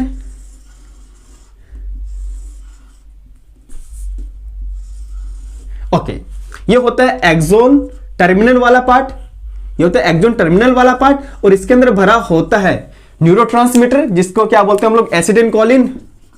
क्या भरा होता है इसके अंदर, एसिटिलकोलिन, ठीक है। ओके, न्यूरोट्रांसमीटर इसके अंदर भरे होते हैं। इसको हम लोग बोलते हैं न्यूरोमस्कुलर जंक्शन। क्या बोलते हैं इसको हम लोग, न्यूरोमस्कुलर जंक्शन बोलते हैं। याद रखना, इसको हम लोग क्या बोलते हैं, न्यूरोमस्कुलर जंक्शन बोलते हैं। इसकी सरफेस पे ये जो सार्कोलेमा सरफेस होती है, यहां पर रिसेप्टर लगे होते हैं। यहां पर क्या लगे होते हैं, रिसेप्टर लगे होते हैं। ये रिसेप्टर क्या करेंगे, यहां से जो इंपल्सेस आते हैं, जो यहां पर न्यूरोट्रांसमीटर आते हैं, वो इनको क्या करेंगे, कलेक्ट कर लेंगे। जैसे इनको कलेक्ट करेंगे, कहां पर लेके आएंगे, तुरंत इनके अंदर लेके आएंगे, ठीक है। तो पता चल गया ना, यहां पर किसका मेजर रोल रहता है, मोस्टली कैल्शियम आयन का यहां पर मेजर रोल रहता है। तो ये टी ट्यूब्यूल जो होती है, वो इंपल्सेस को जल्दी से काम करने के लिए एक वे प्रोवाइड करवा देती है। ऑब्वियस सी बात है, इतना पॉइंट क्लियर हो गया, ठीक है। तो इसकी एक सेल की पूरी स्ट्रक्चर हम लोगों ने देख ली थी। क्या क्या पॉइंट हमको याद रखना है, पहला तो सिलेंड्रिकल होता है, इसके अंदर बहुत सारे केंद्रक होते हैं, यानी बहुकेंद्रकीय सिनोसाइटिक टाइप का होता है। क्लियर सी बात हो गया। और जो केंद्रक होते हैं वो पेरिफेरल फॉर्म में होते हैं, पेरिफेरल जो साइड होती है वहां पर ये केंद्रक प्रेजेंट होते हैं। इसके फ्लूइड को हम लोग सार्कोप्लाज्म बोलते हैं, इसकी मेम्ब्रेन को हम लोग सार्कोलेमा बोलते हैं। इसके जो एंडोप्लाज्मिक रेटिकुलम होता है उसको हम लोग सार्कोप्लाज्मिक रेटिकुलम बोलते हैं, जो कि मोस्टली क्या है, SER स्मूथ एंडोप्लाज्मिक रेटिकुलम है, जिसके अंदर कैल्शियम भरा होता है बहुत सारा। और बात करते हैं इसके जो माइटोकॉन्ड्रिया होता है उसको हम लोग क्या बोलते हैं, सार्कोसोम बोलते हैं। ये स्ट्रक्चर भी समझ में आ गई। ओके, किस तरह से ये न्यूरो मस्कुलर जंक्शन यहाँ पे प्रेजेंट होता है, जो कि एसिटिलकोलिन जो कि न्यूरोट्रांसमीटर होता है उसको यहाँ पर छोड़ देगा, जहां से रिसेप्टर उसको एक्सेप्ट कर लेते हैं। अगर रिसेप्टर नहीं होंगे तो ऑब्वियस सी बात है इनको इंपल्स से नहीं मिलेंगे फिर, ठीक है। तो रिसेप्टर का काम क्या होता है, कलेक्ट करना, जो भी केमिकल होगा उसको ये कलेक्ट करने का काम करता है। ये पॉइंट क्लियर हो गया ना, मसल्स का पॉइंट क्लियर हो गया आपका, ये सेल का पॉइंट क्लियर हो गया है अच्छे से। अब नेक्स्ट हम लोग इसके अंदर क्या देखेंगे कि एक इसकी कंप्लीट स्ट्रक्चर देखेंगे, जिसके अंदर आई बेंड क्या होता है, ए बेंड क्या होता है, ठीक है, जेड लाइन क्या होती है, एम लाइन क्या होती है, एच जोन क्या होता है, ये सारे पॉइंट हम लोग इसके अंदर देखने वाले हैं। तो चलते हैं, तो अब बात करते हैं हम लोग इसके अंदर, एक तो मसल्स की स्ट्रक्चर हम लोग देखेंगे इसके अंदर, और उसके बाद देखेंगे हम लोग उसकी मैकेनिज्म देखने वाले हैं। तो सबसे पहले बात करते हैं उस मसल्स की स्ट्रक्चर की। तो देखो, मसल जो होती है हमारी, जो मसल्स होती है, इसके बाहर एक लेयर प्रेजेंट होती है, बाहर एक मेम्ब्रेन प्रेजेंट होती है, जिसको हम लोग बोलते हैं एपिमाइसियम। मसल्स के बाहर क्या होती है, एपिमाइसियम। ये आपको सीक्वेंस आपको याद रखना है, एपिमाइसियम, ठीक है। जैसे मैंने आपको अभी बॉडी के ऊपर बताया, आप लोगों को ये समझ में आ गया होगा। इसके बाहर होती है एपिमाइसियम, और इसके अंदर प्रेजेंट होते हैं क्या, इसके अंदर प्रेजेंट होती है, बच्चों याद रखना, मसल्स बंडल। इसके अंदर प्रेजेंट होते हैं मसल्स बंडल, इसके अंदर बहुत सारे प्रेजेंट होते हैं। इन मसल्स बंडल के ऊपर भी एक लेयर प्रेजेंट होती है, एक मेम्ब्रेन प्रेजेंट होते हैं, इसको हम लोग क्या बोलते हैं, बच्चों याद रखना, उसको हम लोग बोलते हैं पेरीमाइसियम। क्या बोलते हैं इसको हम लोग, पेरीमाइसियम। और इन मसल्स बंडल के अंदर प्रेजेंट होते हैं हमारे मसल्स फाइबर। इनके अंदर क्या प्रेजेंट होते हैं, मसल्स फाइबर, मसल्स फाइबर, ठीक है। और इन मसल्स फाइबर के ऊपर जो मेम्ब्रेन होती है उसको हम लोग बोलते हैं, याद रखना, एंडोमाइसियम। क्या बोलते हैं उसको हम लोग, एंडोमाइसियम। तो सबसे बाहर होती है एपिमाइसियम, उसके बाद होती है पेरीमाइसियम, और सबसे अंदर होती है एंडोमाइसियम। इस तरह से आपको ये सारे पॉइंट याद रखने हैं। अब ध्यान से देखना, ये जो सबसे पहले इसने दे रखा है कि हमारे शरीर में प्रत्येक संगठित कंकाल पेशी, कंकाल पेशी यानी ये जो मसल्स होती है उसके अंदर क्या देख रहे हैं अपन को, ये अपन को जो नजर आ रहा है सेंटर के अंदर, इसको बोलते हैं हम लोग मसल्स बंडल। क्या बोलते हैं उसको हम लोग, मसल्स बंडल। तो कई सारे पेशी बंडल इसके अंदर प्रेजेंट होते हैं, जिसको हम लोग क्या बोलते हैं, फेसिकल्स भी हम लोग इसको बोलते हैं, जो कि संयुक्त रूप से किसके द्वारा ये घिरी रहती है, बच्चों याद रखना, ये कनेक्टिव टिश्यू के द्वारा ये घिरी रहती है, जिसको हमने क्या बोला है अभी, बच्चों याद रखना, उसको हमने बोला है पेरीमाइसियम। क्या बोला उसको हमने, पेरीमाइसियम। यहाँ पे याद रखना, जिसको हम लोग क्या बोलते हैं, फेसिया भी हम लोग इसको बोलते हैं। नेक्स्ट बात करते हैं, हर एक पेशी बंडल के अंदर, हर एक पेशी बंडल के अंदर यानी मसल्स बंडल के अंदर बहुत सारे मसल्स फाइबर प्रेजेंट होते हैं, पेशी रेसे प्रेजेंट होते हैं, बहुत सारे मसल्स फाइबर प्रेजेंट होते हैं। इतना पॉइंट क्लियर हो गया, ठीक है। अब इनके अंदर जब हम एक मसल सेल की बात करते हैं, एक मसल्स सेल की बात करते हैं, जैसे ये एक मसल सेल है, ठीक है, जैसे कि ये क्या है, एक मसल सेल है, ओके। तो जब इस मसल सेल की हम लोग बात करते हैं तो नॉर्मल सी बात है, इसके अंदर हमको याद रखना है, इसकी जो लेयर होती है, इसकी जो मेम्ब्रेन होती है, उसको हम लोग क्या बोलते हैं, सार्कोलेमा बोलते हैं। उसको हम लोग क्या बोलते हैं, सार्कोलेमा बोलते हैं। ये पॉइंट आपको याद रखना है। इसकी जो मेम्ब्रेन होती है, झिल्ली होती है, उसको हम लोग क्या बोलते हैं, सार्कोलेमा बोलते हैं। और इसके अंदर जो द्रव भरा होता है उसको हम लोग क्या बोलते हैं, सार्कोप्लाज्म बोलते हैं, जिसके अंदर बहुत सारे हमको यहाँ केंद्रक नजर आ रहे हैं। ये जो मैंने नीचे बनाए हैं पेरीफेरल, ये क्या है, केंद्रक यहाँ पर उपस्थित है। उसके बाद इसके अंदर जो एंडोप्लाज्मिक रेटिकुलम होती है, इसके अंदर जो एंडोप्लाज्मिक रेटिकुलम होती है उसको हम लोग बोलते हैं सार्कोप्लाज्मिक रेटिकुलम। उसको हम लोग क्या बोलते हैं, सार्कोप्लाज्मिक रेटिकुलम। एक्चुअली जो रेटिकुलम होती है वो SER होती है, स्मूथ एंडोप्लाज्मिक रेटिकुलम होता है, जिसके अंदर क्या भरा होता है, कैल्शियम आयंस भरे होते हैं, कैल्शियम आयन इसके अंदर भरे होते हैं। ये पॉइंट क्लियर हो गया, ओके। इसके अंदर जो माइटोकॉन्ड्रिया उपस्थित होता है उसको हम लोग बोलते हैं सार्कोसोम। क्या बोलते हैं उसको हम लोग, सार्कोसोम। अब शायद ये कंप्लीट आप लोगों को समझ में आ गया होगा, जैसे कि मैंने आपको यहाँ पे बोर्ड पे समझा दिया था। इसको हम लोग क्या बोलते हैं, सार्कोसोम। तो इसकी रीडिंग लगाते हैं, सार्कोलेमा जो होती है उसकी जो मेम्ब्रेन होती है उसको बोलते हैं, जिसके अंदर बहुत सारे केंद्रक होते हैं, यानी कि संकोशिका इसको हम लोग बोलते हैं। इसका जो फ्लूइड होता है, इसका जो साइटोप्लाज्म होता है उसको हम लोग बोलते हैं सार्कोप्लाज्म बोलते हैं। इसके अंदर क्या होते हैं, बहुत सारे केंद्रक उपस्थित होते हैं।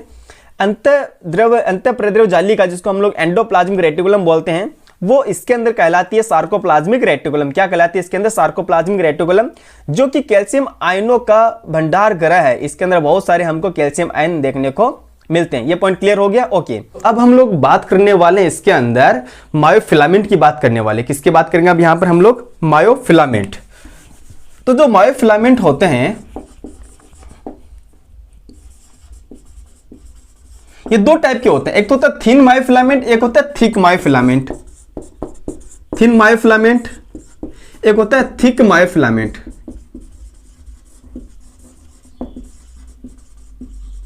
ठीक है, एक थिन मायोफिलामेंट, एक होता है थिक। थिन यानी पतला और थिक यानी मोटा। आप लोग इसमें पढ़ोगे, एक तो पतला तंतु और एक मोटा तंतु। ठीक है, अब जो थिक मायोफिलामेंट होता है उसके अंदर जो हमको देखने को मिलेगा प्रोटीन, उसको बोलते हैं मायोसिन। मायोसिन मायोसिन जो होती है एक्चुअली प्रोटीन होती है, प्रोटीन के पॉलीमर होते हैं।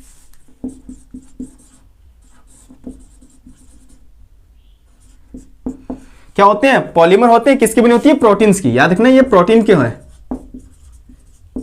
ओके, तो अगर आप लोगों से कोई पूछे कि इस प्रोटीन के जो पॉलीमर है तो कोई ना कोई इसका कोई मोनोमर में होगा जो जुड़ कर क्या बनाएगा? ये मायोसिन पॉलीमर बनाता है। तो इसके मोनोमर का नाम क्या होता है वो देखना ध्यान से, मीरोमायोसिन। याद रखना क्या होता है? मीरोमायोसिन। मोनोमर क्या होता है इसका? मीरोमायोसिन।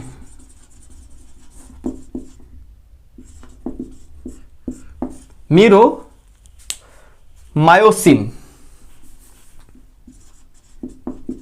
ओके, लगभग 3000 से 4000 जो मोनोमर यूनिट होती है वो जुड़कर पॉलीमर बनाती है, जो किसका निर्माण करती है? मायोसिन का। यानी ये अकेली ऐसी प्रोटीन होती है, यानी अकेली प्रोटीन जुड़कर मोटी सारी प्रोटीन बन जाती है, एकदम मोटी प्रोटीन बनती है, तभी इसको क्या बोलते हैं? थिक मायोफिलामेंट हम इसको बोलते हैं। पॉइंट क्लियर हुआ इतना? ओके, अब थिन की बात कर लेते हैं हम लोग। किसकी बात करेंगे अब? थिन। तो जो थिन मायोफिलामेंट होते हैं जिसके अंदर 3 डिफरेंट टाइप की प्रोटीन होती है, 3 डिफरेंट टाइप की प्रोटीन होती है। कौन कौन सी? याद रखना, एक तो होती है एक्टिन। एक्टिन जो कि 2 फिलामेंट से मिलकर बनी होती है। दूसरा आती है ट्रोपोमायोसिन और थर्ड आता है ट्रोपोनिन। ये भी 2 फिलामेंट से बनकर बनी होती है, ये भी 2 फिलामेंट से मिलकर बनी होती है। और ट्रोपोनिन जो होता है वो इसकी 3 सब यूनिट होती है। क्या होती है? इसके अंदर 3 सब यूनिट इसकी होती है। ये सारे पॉइंट क्लियर हो गए? ठीक है, अब चलते हैं हम उस एक स्ट्रक्चर के अंदर जहां पर हम लोग बहुत सारे बैंड वगैरह पढ़ेंगे।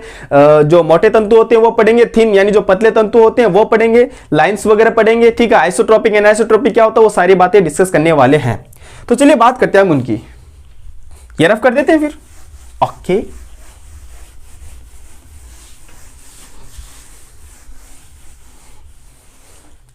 ध्यान से समझना।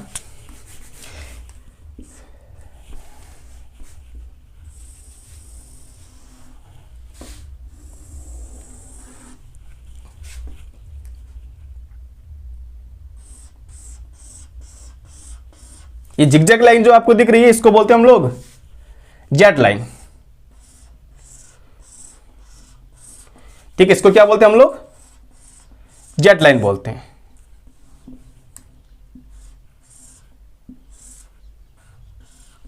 ओके, और इस जेड लाइन से मैं यहां पे लिख भी रहा हूं जेड लाइन।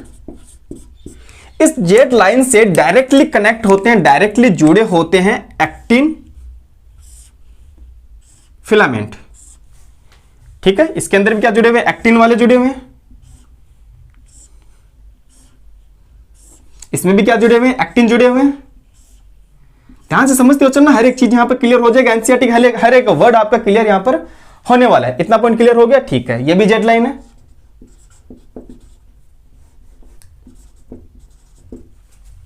ये भी क्या है? जेड लाइन है, जिगजैग वाली। चलो, इतना पॉइंट क्लियर हो गया? ठीक है, इनके बीच में उपस्थित होता है, इसमें बीच में प्रेजेंट होता है थिक फिलामेंट, जिसको हम लोग क्या बोलते हैं? मायोसिन बोलते हैं।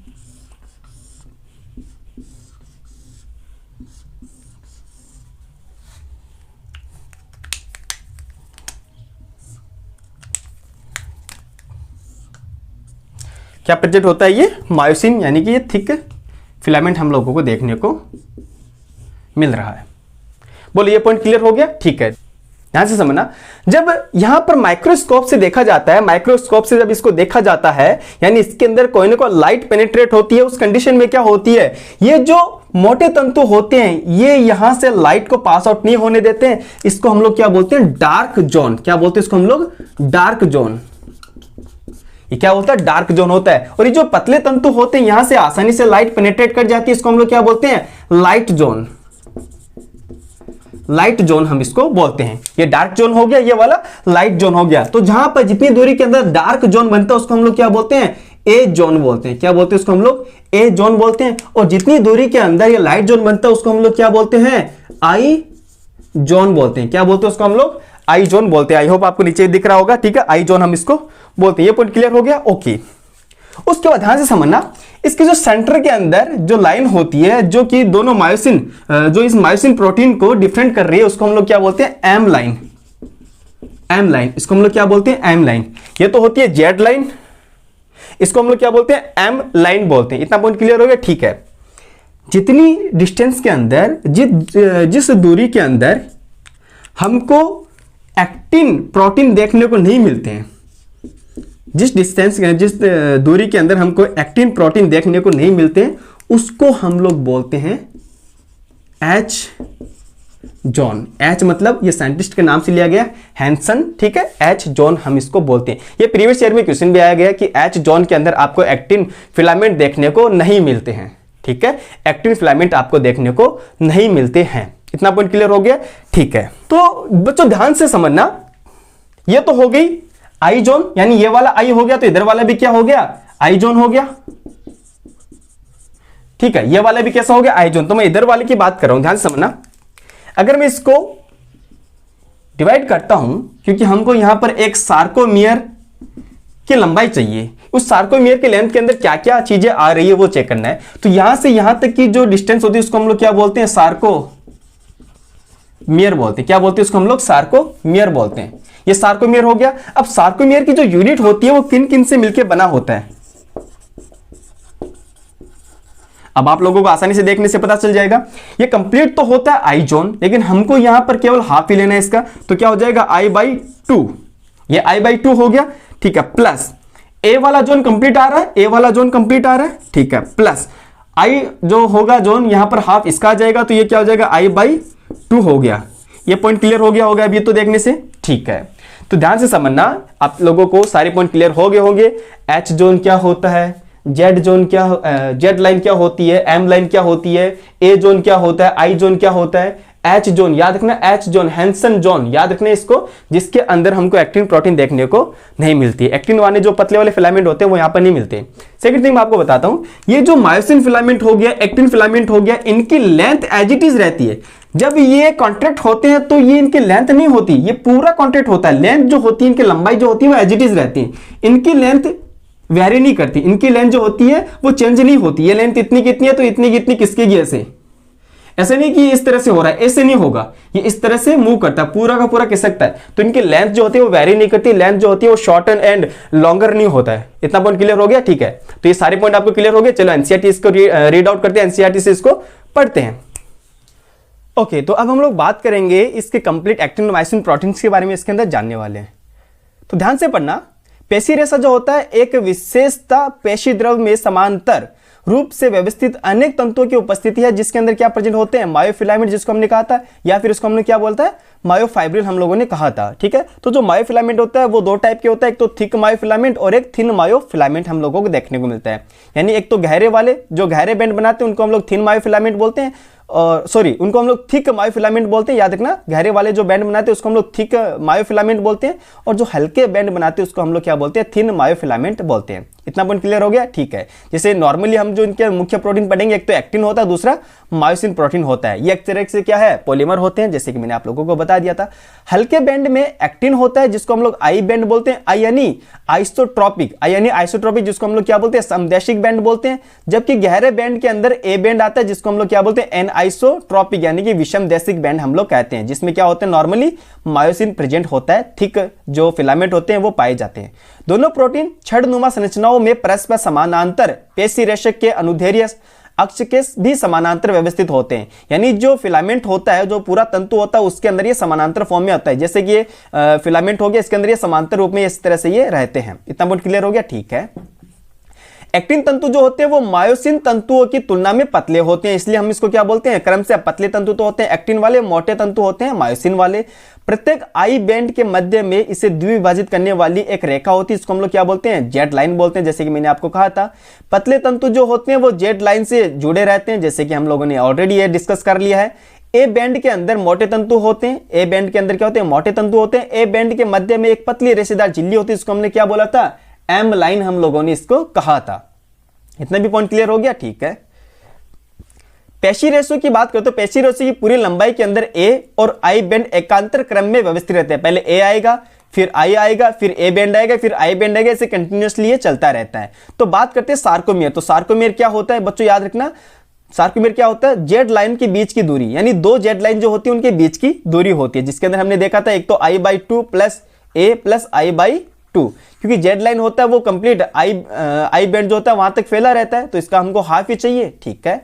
विश्राम की अवस्था में पतले तंतुओं के सिरे दोनों ओर के मोटे तंतुओं के बीच के भाग को छोड़कर, यानी वो जब नॉर्मल सी बात है, जब वो रिलैक्स अवस्था में रहते हैं तो वो जो फाइबर होते हैं पतले वाले, वो मोटे वाले फाइबर के आगे तक नहीं आएंगे, उनके सिर्फ कहां पे रहते हैं, किनारों तक ही रहते हैं। नॉर्मल सी बात है, ठीक है। तो पतले तंतुओं के सिरे मोटे तंतुओं के सिरे के बीच में पाए जाते हैं, यानी जो मोटे तंतु होते हैं उनके बीच में क्या होते हैं, पतले तंतु के सिरे पाए जाते हैं। मोटे तंतुओं का केंद्रीय भाग जो पतले तंतुओं से आच्छादित नहीं होता, यानी जो मतलब नहीं ढका जाता, जिसको वो कवर नहीं कर पाते, उसको हम लोग क्या बोलते हैं, एच जोन बोलते हैं, एच जोन बोलते हैं। Very very important. तो बच्चों याद रखना, एच जोन के अंदर ओनली क्या मिलेंगे हमको, ओनली मायोसिन मिलते हैं, ओनली मायोसिन फिलामेंट हमको देखने को मिलते हैं। ये सारे पॉइंट आप लोगों के आई होप क्लियर हो गए होंगे, ठीक है, ओके। देन हम लोग बात करते हैं संकोचनशील प्रोटीन की स्ट्रक्चर, जो और ज्यादा हमको देखना पड़ेगा इसके अंदर। इसमें जो प्रत्येक एक्टिन, जैसे कि मैंने आप लोगों को ऑलरेडी बता रखा है कि जो मायोफिलामेंट होता है वो दो टाइप के प्रोटीन से मिलकर बना होता है। एक तो आता है थिन मायोफिलामेंट, एक आता है thick myofilament. Thick myofilament, thin के अंदर हम लोगों ने तीन चीजें देखी थी, एक तो एक्टिन देखा था, एक ट्रोपोमायोसिन देखा था, एक ट्रोपोनिन देखा था, तीन चीज देखी थी। और थिक के अंदर हमने मायोसिन देखा था, ओके। तो पहले बात करते हैं थिन की, यानी प्रत्येक एक्टिन जो कि पतले तंतु होते हैं वो एक दूसरे से सर्पिल रूप से कुंडलित दो एफ फाइबर, एफ यानी फाइबर होता है जो उसकी यूनिट से बना होता है। नॉर्मल सी बात है, इसके अंदर दो फाइबर यूनिट हमको पैरेलल देखने को मिलती है। इतना पॉइंट क्लियर हो गया, ठीक है। प्रत्येक एफ जो यूनिट होती है वो जी एक्टिन एक्लक इकाई से मिलकर बनी होती है। जी मतलब ग्लोबुलर, तो यहां पर ऐसे आप लोगों को सर्कुलर फॉर्म के अंदर कुछ ग्लोबुलर प्रोटीन देखने को मिलती है जो कि एक्लक होती है, और ये आपस में जुड़ कर क्या बनाती है, पॉलीमर का निर्माण करती है, जो कि बहुलक का निर्माण करती है। वही अगर बात करते हैं दूसरे प्रोटीन जिसका नाम है ट्रोपोमायोसिन, ये जो ट्रोपोमायोसिन होता है वो इसी के पैरेलल चलती रहती है, इसी के पैरेलल चलती रहती है, और इसके नंबर भी कितने होते हैं, दो फाइबर होते हैं। तो इसमें भी कहते हैं दो फाइबर एफ एक्टिन के निकट पूरी लंबाई में पाए जाते हैं, यानी जितनी लंबाई में एक्टिन पाए जाते हैं उतनी लंबाई के अंदर ट्रोपोमायोसिन भी पाए जाते हैं। उसके बाद बात करते हैं थर्ड वाली, तो थर्ड क्या होती है, ट्रोपोनिन होती है। ट्रोपोनिन जो होती है वो कॉम्प्लेक्स प्रोटीन स्ट्रक्चर होती है जिसके अंदर तीन सब यूनिट आती है। कौन कौन सी, एक आती है टीपीसी, एक आती है टीपीआई, और थर्ड आती है टीपीटी। तो इनमें से जो एक यूनिट के बारे में हम लोगों को बता रखा है, एक सब यूनिट के बारे में हम लोगों को बता रखा है कि ट्रोपोनिन की एक उप इकाई जो होती है वो मायोसिन के बंध बनाने वाले जो एक्टिव साइड होती है, सक्रिय स्तन होते हैं, उनको ढकने का काम करती है। इतना पॉइंट क्लियर हो गया, ओके।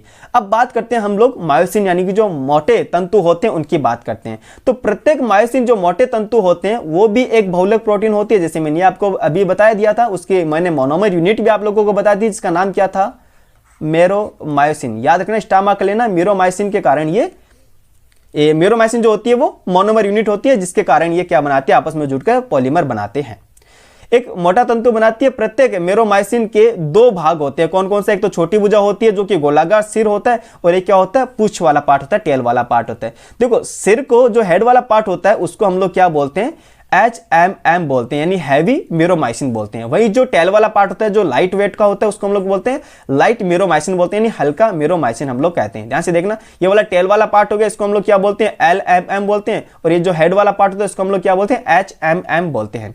एक चीज आती है यहां पर क्रॉस भुजा, ठीक है। क्रॉस भुजा क्या होती है, क्रॉस आर्म जिसको हम लोग बोलते हैं। ध्यान से देखना, ये हेड और टेल वाला जो पार्ट होता है आगे जाके जो एक तंतु होते हैं जो एक्टिन फिलामेंट होते हैं उनकी तरफ ये उभरे हुए रहते हैं, जिसको हम लोग क्या बोलते हैं, क्रॉस भुजा कहते हैं।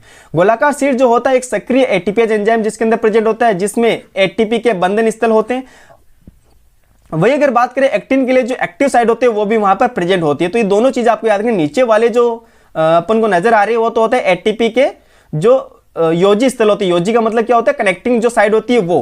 वही अगर बात करें अपर वाले जो पार्ट होता है उसको हम लोग बोलते हैं एक्टिन योजी स्थल। यहां से जो एक्टिन फिलामेंट आएगा वो जुड़ेगा, ठीक है। नीचे वाला तो एटीपी वाला, ऊपर वाला एक्टिन वाला है। तो आई होप कि आपको ये भी समझ में अच्छे से आ गया होगा। अब बात करते हैं पेशी संकुचन की क्रियाविधि। ओके, अब इसकी मैकेनिज्म की बात करते हैं। जो मसल्स के यानी पेशी संकुचन की जो क्रियाविधि होती है वो कौन से थ्योरी के अकॉर्डिंग होती है। तो याद रखना, ये आपको याद भी रखना है, इसका नाम होता है स्लाइडिंग फिलामेंट थ्योरी। क्या नाम है इसका?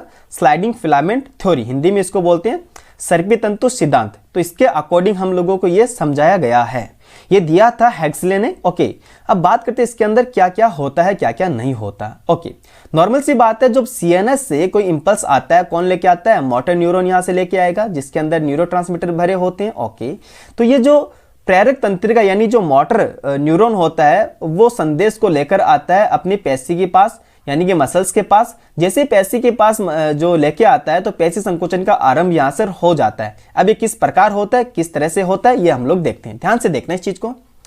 एक प्रेरक न्यूरॉन यानी जो मोटर न्यूरॉन होता है तथा इससे पेशी रेशे यानी दूसरा जो क्या था, मसल्स फाइबर था, इन दोनों के बीच में क्या होता है, एक प्रेरक इकाई का गठन करते हैं। अब ये प्रेरक इकाई क्या होती है, जैसे कि मैंने आपको अभी भी बताया भी था, जब मैं पढ़ा रहा था मैंने आपको एक वर्ड यूज किया था, इसका नाम था न्यूरोमस्कुलर जंक्शन। क्या नाम था उसका? Neuromuscular junction. तो ये उसी न्यूरोमस्कुलर जंक्शन का निर्माण करते हैं, ये उसी न्यूरोमस्कुलर जंक्शन का निर्माण करते हैं। स्टार मार्क लेना, किसका निर्माण करते हैं? ये न्यूरोमस्कुलर जंक्शन का निर्माण करते हैं। कौन कौन करता है? एक तो मोटर न्यूरॉन करता है, दूसरा जो मसल्स फाइबर होता है उसके सार्कोलेमा। इन दोनों के बीच की संधि को क्या बोलते हैं? न्यूरोमस्कुलर जंक्शन हम लोग बोलते हैं। अब इस संधि के ऊपर जो तंत्रिका संकेत लेके आती है वो किस फॉर्म में आती है? एसिटिल कोलिन के फॉर्म में आती है, यानी वो न्यूरोट्रांसमीटर लेके आते हैं जो वहां पर इसको मुक्त कर देते हैं। जैसे यहां पर मुक्त करेंगे तो जो सार्कोलेमा के अंदर जो रिसेप्टर थे वो इसको कलेक्ट कर लेंगे। तो जैसे सार्कोलेमा के अंदर जो रिसेप्टर कलेक्ट करेंगे तो वहां पर पोटेंशियल जनरेट होगा। उस पोटेंशियल को बोलते हैं हम लोग एक्शन पोटेंशियल। क्या बोलते हैं उसको? हम लोग एक्शन पोटेंशियल बोलते हैं।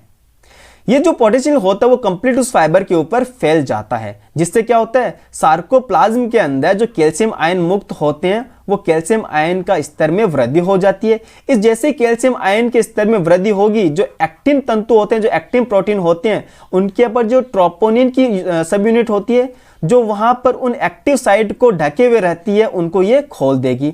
तो एक्टिव साइड यहां से खुल जाएंगे। जैसे एक्टिव साइड यहां से खुल जाएंगे तो एटीपी का जैसे एटीपी का क्या होगा? जल अपघटन होगा, जिससे क्या प्राप्त होगी? ऊर्जा।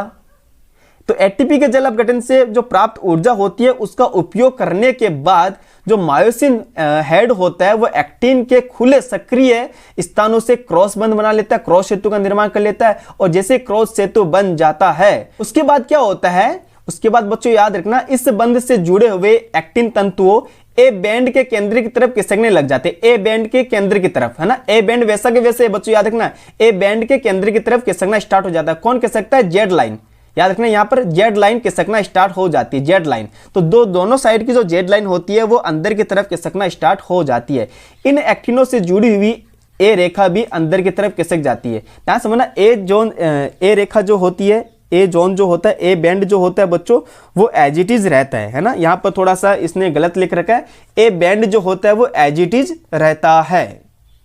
क्लियर हुआ पॉइंट को? ठीक है। तो ए बैंड की जो लंबाई होती है वो एज इट इज रहती है, यहां पर थोड़ा सा इसने गलत लिखा है।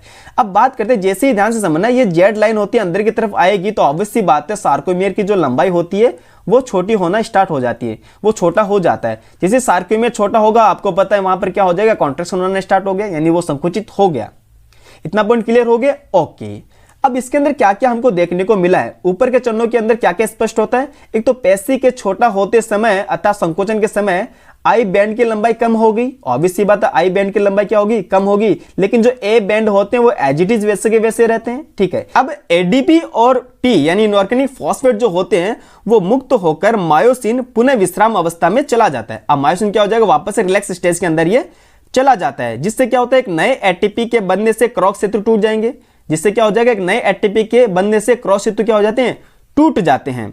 अब क्या होगा, मायोसिन शीर्ष जो होता है, मायोसिन का जो हेड होता है, वो एटीपी को अपघटित कर पेशी के या फिर और संकुचन के लिए उस क्रिया को दोहराते हैं। ठीक है, इतना क्लियर होगा।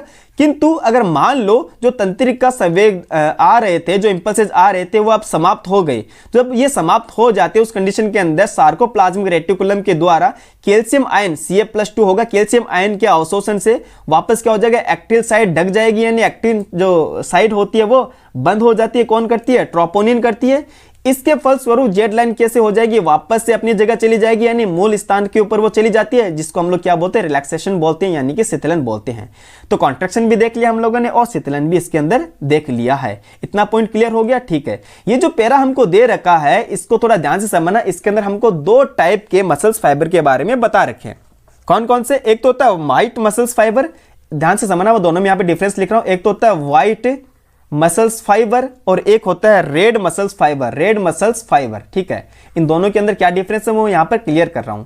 व्हाइट मसल्स फाइबर और रेड मसल्स फाइबर में क्या डिफरेंस है। व्हाइट का मतलब क्या होता है, इनके अंदर मायोग्लोबिन अब्सेंट होते हैं। पहला पॉइंट याद रखना, इनके अंदर मायोग्लोबिन अब्सेंट होते हैं। जबकि जो रेड मसल फाइबर होते हैं इनके अंदर मायोग्लोबिन प्रेजेंट होते हैं, जिसके कारण इनका जो कलर होता है वो कैसा होता है, रेड होता है। ये पॉइंट क्लियर हो गया। ओके, देन हम लोग बात करते हैं व्हाइट मसल्स फाइबर की। तो इनके अंदर मोटे और ये सफेद होते हैं, जिनके अंदर माइटोकॉन्ड्रिया और फिर ग्लाइकोजन की जो अमाउंट होती है वो कम होती है। तो बच्चों याद रखें, इनके अंदर माइटोकॉन्ड्रिया कम होते हैं और ग्लाइकोजन भी कम होते हैं। माइटोकॉन्ड्रिया भी कम होते हैं, ग्लाइकोजन भी इनके अंदर क्या होते हैं, कम होते हैं। पॉइंट क्लियर हो गया। जबकि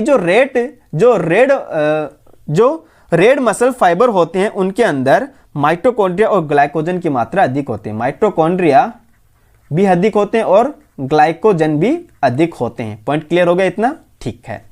देन बात करते हैं, जो व्हाइट मसल फाइबर होते हैं वो फैटिक होते हैं, यानी जल्दी से थक जाते हैं। इनके अंदर याद रखना, इनके अंदर लैक्टिक एसिड बनने से इनमें थकान महसूस होती है। क्या बन जाता है इनके अंदर, लैक्टिक एसिड। जबकि जो रेड मसल फाइबर होते हैं इनके अंदर माइटोकॉन्ड्रिया नंबर बहुत ज्यादा होते हैं, जिससे क्या होता है, लैक्टिक एसिड का निर्माण नहीं होता। और जब लैक्टिक एसिड का निर्माण नहीं होगा उस कंडीशन के अंदर इनमें थकान भी महसूस नहीं होती है, यानी कि नॉन फैटिक होते हैं, इनके अंदर थकान भी महसूस नहीं होती है।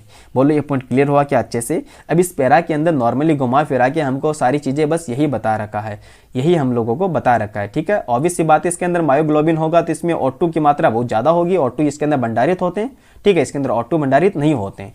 ये सारे पॉइंट जब आप इसको रीड आउट करोगे तो आपको बहुत ईजी लगेंगे और ये बहुत ईजी ही है। ये हम लोगों ने कंप्लीटली इसकी एनालिसिस कर लिया था सार्कोमेयर के बारे में।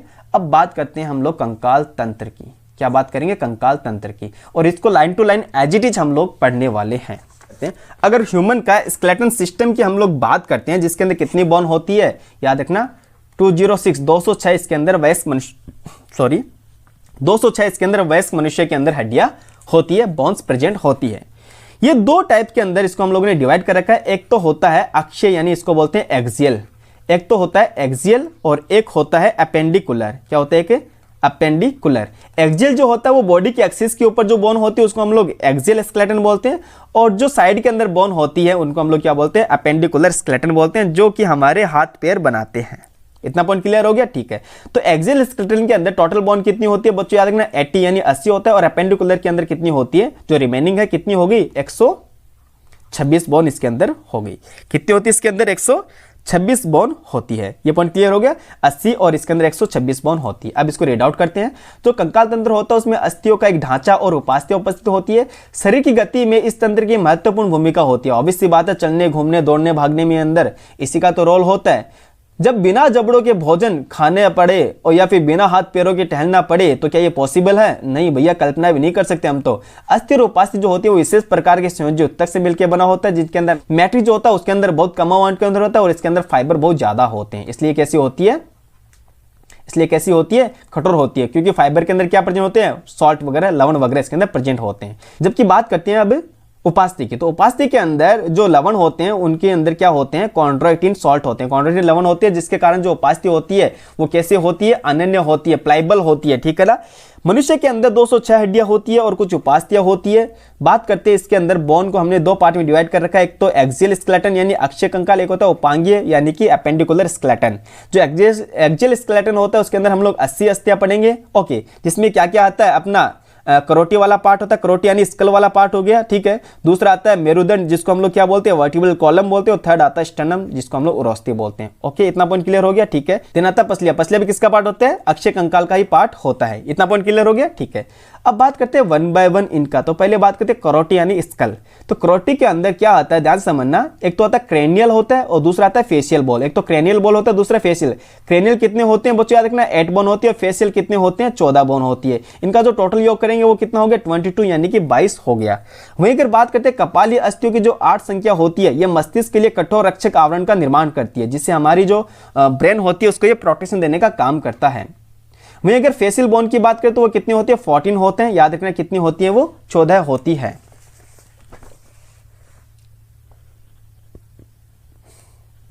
यहां पर इन सभी के नाम भी दे रखे हैं, ओके ओके। तो देन इसके अंदर आता है लास्ट एक बोन आती है जिसको यू शेप की जो बोन होती है, जो हमारे गले में होती है, उसको हम लोग क्या बोलते हैं, हाइड बोलते हैं। क्या बोलते हैं उसको हम लोग, हाइड बोलते हैं। ऐसे मिला के कितने हो गए, ध्यान से देखना, 22 तो हो गई अपनी स्कल वाली, ठीक है, 22 क्या हो गई अपनी स्कल वाली, ओके।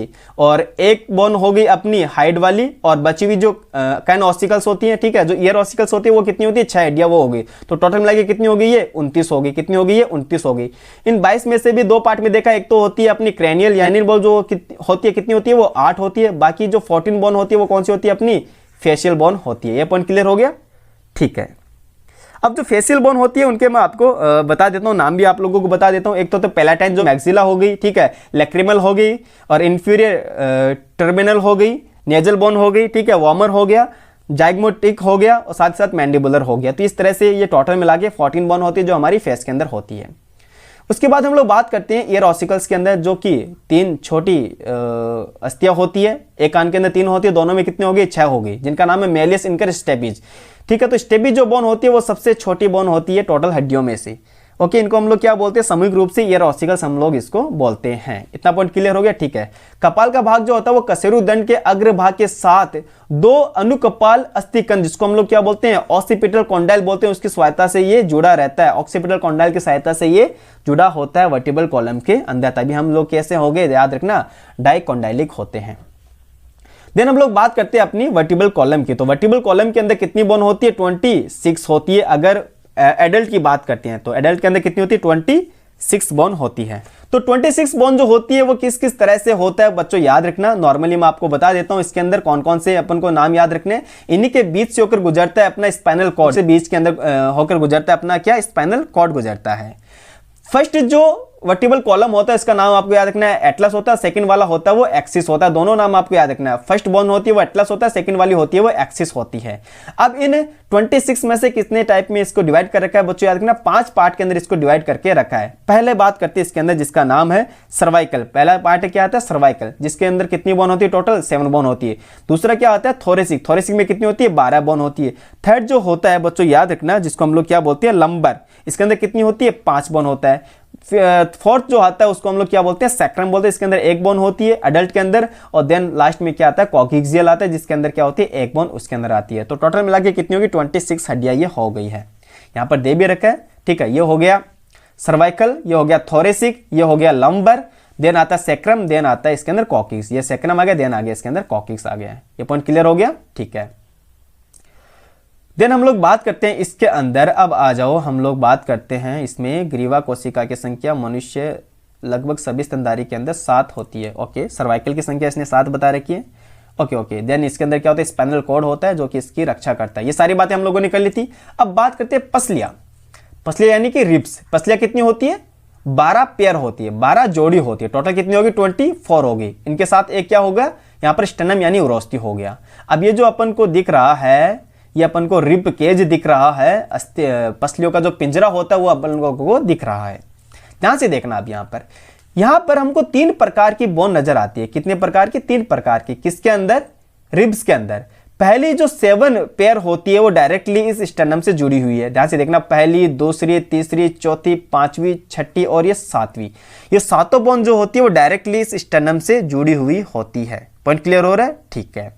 उसके बाद ये जो 7th बोन होती है, इस बोन से 3 हड्डियां जुड़ी हुई रहती है, 8वीं, 9वीं, 10वीं।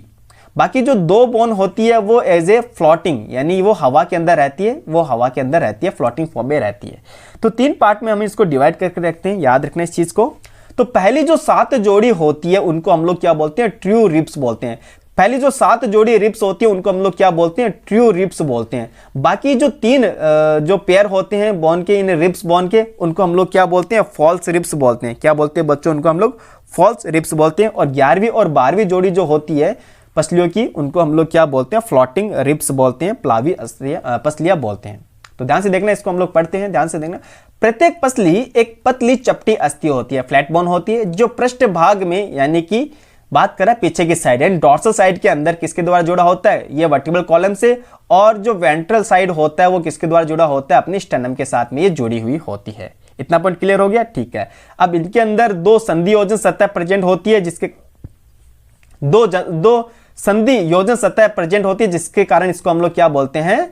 बाइसेफेलिक बोलते हैं। पॉइंट याद रखना, इसको हम लोग क्या बोलते हैं? बाइसेफेलिक बोलते हैं। पहली जो 7 जोड़ी पसलियां होती है उनको हम लोग क्या बोलते हैं? ट्रू रिब्स बोलते हैं, वास्तविक पसलियां बोलते हैं, जो कि पृष्ठ में ये कहां से जुड़ती है बच्चों? याद रखना, पृष्ठ यानी डॉर्सल साइड के अंदर ये जुड़ती है अपने वर्टिब्रल कॉलम से, और फ्रंट के अंदर यानी जो वेंट्रल साइड होता है वहां पर जुड़ती है अपने स्टर्नम से जुड़ती है डायरेक्टली। किसके द्वारा जुड़ती है? हाइलिन कार्टिलेज की सहायता से ये जुड़ी हुई होती है। 8वीं, 9वीं, 10वीं ये जो 3 पेयर होते हैं रिब्स के, ये जो होते हैं वो 7वीं से जुड़ी रहती है। किससे जुड़ी रहती है? वो 7वीं से डायरेक्टली जुड़ी रहती हैं। यानी ये सीधा सीधा अपनी स्टर्नम से नहीं जुड़ी होती है। किससे जुड़ी होती है? 7वीं जो रिब्स होती है उससे ये जुड़ी हुई होती है। जैसे मैंने आपको कहा था, ये तीनों रिब्स किससे जुड़ी होती है? 7th वाली रिब्स के साथ, 7th वाली जो रिब्स होती है उसके साथ ये जुड़ी रही होती है। इसको हम लोग क्या बोलते हैं? वर्टिब्रो कॉन्ट्राइल रिब्स बोलते हैं। याद रखना, वर्टिब्रो कॉन्ट्राइल रिब्स बोलते हैं, या फिर इनको हम लोग फॉल्स रिब्स भी हम इसको बोलते हैं। इतना पॉइंट क्लियर हो गया? ओके। लास्ट में आती है 2 जोड़ी पसलियां, जो कि फ्लोटिंग होती है, जो किसी के द्वारा नहीं जुड़ी होती है। यानी डॉर्सल साइड से ये अपने वर्टिब्रल कॉलम से निकलती तो है, लेकिन ये फ्रंट के अंदर यानी वेंट्रल साइड में किसी से भी नहीं जुड़ी होती। उनको हम लोग क्या बोलते हैं? फ्लोटिंग रिब्स बोलते हैं। ये पॉइंट क्लियर हो गया? ठीक है। ये सभी रिब्स मिलकर क्या करती है? अपना जो पसली पंजर होता है उसका ये निर्माण करती है, रिब केज का ये निर्माण करती है। अब पॉइंट, इतना पॉइंट क्लियर हो गया? अब बात करते हैं हम लोग लिम्स की बात करते हैं। अब किसकी बात करेंगे हम लोग? लिम्स की, जिसके अंदर क्या आता है? पेंडिकुलर जो स्केलेटन आता है उसकी बात करेंगे, जिसके अंदर पहला पढ़ेंगे हम लोग फॉर लिम्स। ठीक है। तो इसके अंदर बात करते हैं, तो बच्चों याद रखना, हर एक लिम्स के अंदर, हर एक यानी जैसे अपना एक हाथ हो गया, उसमें 30 अस्थि यानी 30 बोन पाई जाती है। अगर मैं एक भुजा की बात करता हूं, अगर मैं अपना एक लिम्स यानी हाथ की बात करता हूं, हैंड की बात करता हूं, वैसे इसको हैंड नहीं बोलते, कंप्लीट इसको लिम्ब बोलते हैं। क्या बोलते हैं इसको हम लोग? लिम्ब बोलते हैं। ठीक है। तो लिम्ब के अंदर देखे तो वहां पर हमको मिलेगा तो ह्यूमरस। ह्यूमरस कितना होता है? 1 होता है। रेडियस अल्ना 2 ये हो गए। ठीक है, ये हो गया ह्यूमरस हो गया। 2 हो गए क्या? देखो, 1 ह्यूमरस हो गया, 2 रेडियस अल्ना हो गया। इनको हम लोग बोलते हैं कार्पस। ये कितने होते हैं? 8 बोन होते हैं। इनको हम लोग बोलते हैं मेटाकार्पल, जो कि पाम बनाते हैं, अपनी हथेली बनाते हैं। कितने होते हैं? 5 होते हैं। और ये होते हैं फ्लैंजेस, जो कितने होते हैं? 14 होते हैं। इनको काउंट करो, 1 2 8 5 14, टोटल काउंट करोगे तो कितनी हो जाएगी? 30 हो जाएगी। कहने का मतलब अपने एक हाथ के अंदर कितनी हड्डियां होती है, एक लिम्स के अंदर कितनी हड्डियां होती है? 30 हड्डियां होती है। तो ध्यान से समझना, इनको हम लोग वापस से पढ़ते हैं। देखना, कार्पल जो होते हैं कलाई की अस्थि होती है, जिसके अंदर कितने होते हैं? 8 बोन होती है। मेटाकार्पल जो होती है हथेली की अस्थि होती है, इसको हम लोग क्या बोलते हैं? मेटाकार्पल जो होती है उसकी संख्या कितनी होती है? 5 होती है। फ्लैंजेस के अंदर कितनी होती है? 14 होती है, 14 होती है। अब बात करते हैं हम लोग अपने पैर की, यानी जो हाइंड लिम्ब होते हैं उनकी बात करते हैं। तो इसके अंदर बात करें तो एक हस्ती आती है फीमर, एक आती है फीमर, एक आती है पटेला, जो कि अपने घुटने की यानी नी बोन होती है। देन आता है 2 टीबिया फिबुला। ठीक है, ये एक ही है बच्चों, एक ही है। 2 आते हैं टीबिया फिबुला। टार्सल जो होती है वो कितनी होती है? 7 होती है। मेटाटार्सल कितनी होती है? 5 होती है। और फ्लेंजेस कितनी होती है? 14 यानी 14 होती है। चलो इनको वापस से रीड आउट कर लेते हैं अच्छे से। ध्यान से देखना, अपने फीमर यानी इसको हम लोग उरु अस्थि भी बोलते हैं, जो सबसे लंबी होती है अपनी हड्डियों में से, वो कितनी होती है? 1 होती है। देन आता है टीबिया फिबुला, ये कितनी होगी? 2 है ना। टीबिया फिबुला, एक टीबिया और एक फिबुला है। देन आता है टार्सल, ये कितनी होती है? टखने की अस्थि होती है, जो कितनी होती है? 7 होती है। मेटाटार्सल कितनी होती है? 5 होती है। और जो फ्लैंजेस होती है वो कितनी होती है? 14 होती है। एक रह गया कौन सा? पटेला, जो घुटने का होता है, उसकी संख्या कितनी होती है? उसकी भी 1 होती है। अब बात करते हैं हम लोग पेल्विक ग्रिडल एंड पेक्टोरल ग्रिडल की, ठीक है। अंश मेखला और श्रोणि मेखला की हम लोग अब बात करते हैं। तो बच्चों याद रखना, अंश मेखला जो होती है उसके अंदर 4 अस्थियां होती है। अंश मेखला में कितनी होती है? 4 अस्थियां होती है, जबकि श्रोणि मेखला जो होती है उसके अंदर होती है 2 अस्थियां। श्रोणि में 2 होती है, अंश में कितनी होती है? 4। 4 भी कैसे होती है? ध्यान से देखना, 2 तो होती है अपनी स्पेकुलम बनाता है, ठीक है, और 2 होती है क्लेविकल। 2 तो होती है क्लेविकल और 2 होती है स्केपुला, सॉरी स्केपुला बोलते हैं, 2 स्केपुला हो गया और 2 होती है क्लेविकल। ध्यान से समझना। देखते हैं, प्रत्येक मेखला के अंदर 2 अर्धभाग होते हैं। अंश मेखला के प्रत्येक अर्धभाग के अंदर एक तो क्लेविकल होती है और एक स्केपुला हो गई, ठीक है। एक अर्ध में पूछा तो एक क्लेविकल एक स्केपुला, टोटल कितनी है? 2 क्लेविकल हो गया और 2 ही क्या है? स्केपुला हो गया है। इतना पॉइंट क्लियर हो गया, ठीक है। अब ये जो स्केपुला होता है ये इसकी स्थिति बता रखा है जो हम लोगों को याद रखना है। स्केपुला जो होता है वो पृष्ठभाग यानी कि डॉर्सल साइड के अंदर उपस्थित होता है। कहां से कहां तक? दूसरे से लेके 7वीं जो रिब होती है, पसली होती है, उसके बीच में ये प्रेजेंट होता है, जो कि चपटी अस्थि होती है और ये ट्राइगोनल यानी त्रिभुजाकार बोन होती है। पॉइंट याद रखना अच्छे से ये। उसके बाद स्केपुला की जो पश्च पार्ट होता है, पश्च यानी कि जो डॉर्सल साइड होता है, वहां पर चपटे त्रिभुजाकार भाग के अंदर एक उभार पाया जाता है जिसको हम लोग क्या बोलते हैं? एक्रोमीन बोलते हैं। बच्चों याद रखना, इसको हम लोग क्या बोलते हैं? एक्रोमीन बोलते हैं। पॉइंट याद रखना इसको अच्छे से, ठीक है। क्लेविकल जो होता है वो इसी एक्रोमीन के साथ में जुड़ता है। क्लेविकल इसी एक्रोमीन के साथ में स्केपुला से जुड़ता है। एक्रोमीन के नीचे एक और होता है, एक कैविटी होती है, इसको हम लोग बोलते हैं ग्लिनोइड कैविटी। ये पॉइंट आपको याद रखना है, इसको मैं थोड़ा रफ करके अलग से दिखा रहा हूं आपको। ग्लिनोइड कैविटी याद रखना, इसको क्या बोलते हैं? Glenoid cavity.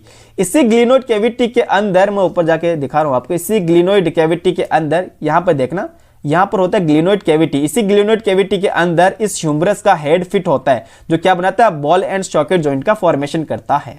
ये पॉइंट क्लियर हो गया, ठीक है। उसके बाद देखो इसने लिखा भी है कि ह्यूमरस के शीर्ष के साथ कंधों के जो जोड़ होता है वो बनाने का काम करता है। जो कौन सा जॉइंट बनाता है? बॉल एंड सॉकेट जॉइंट बनाता है।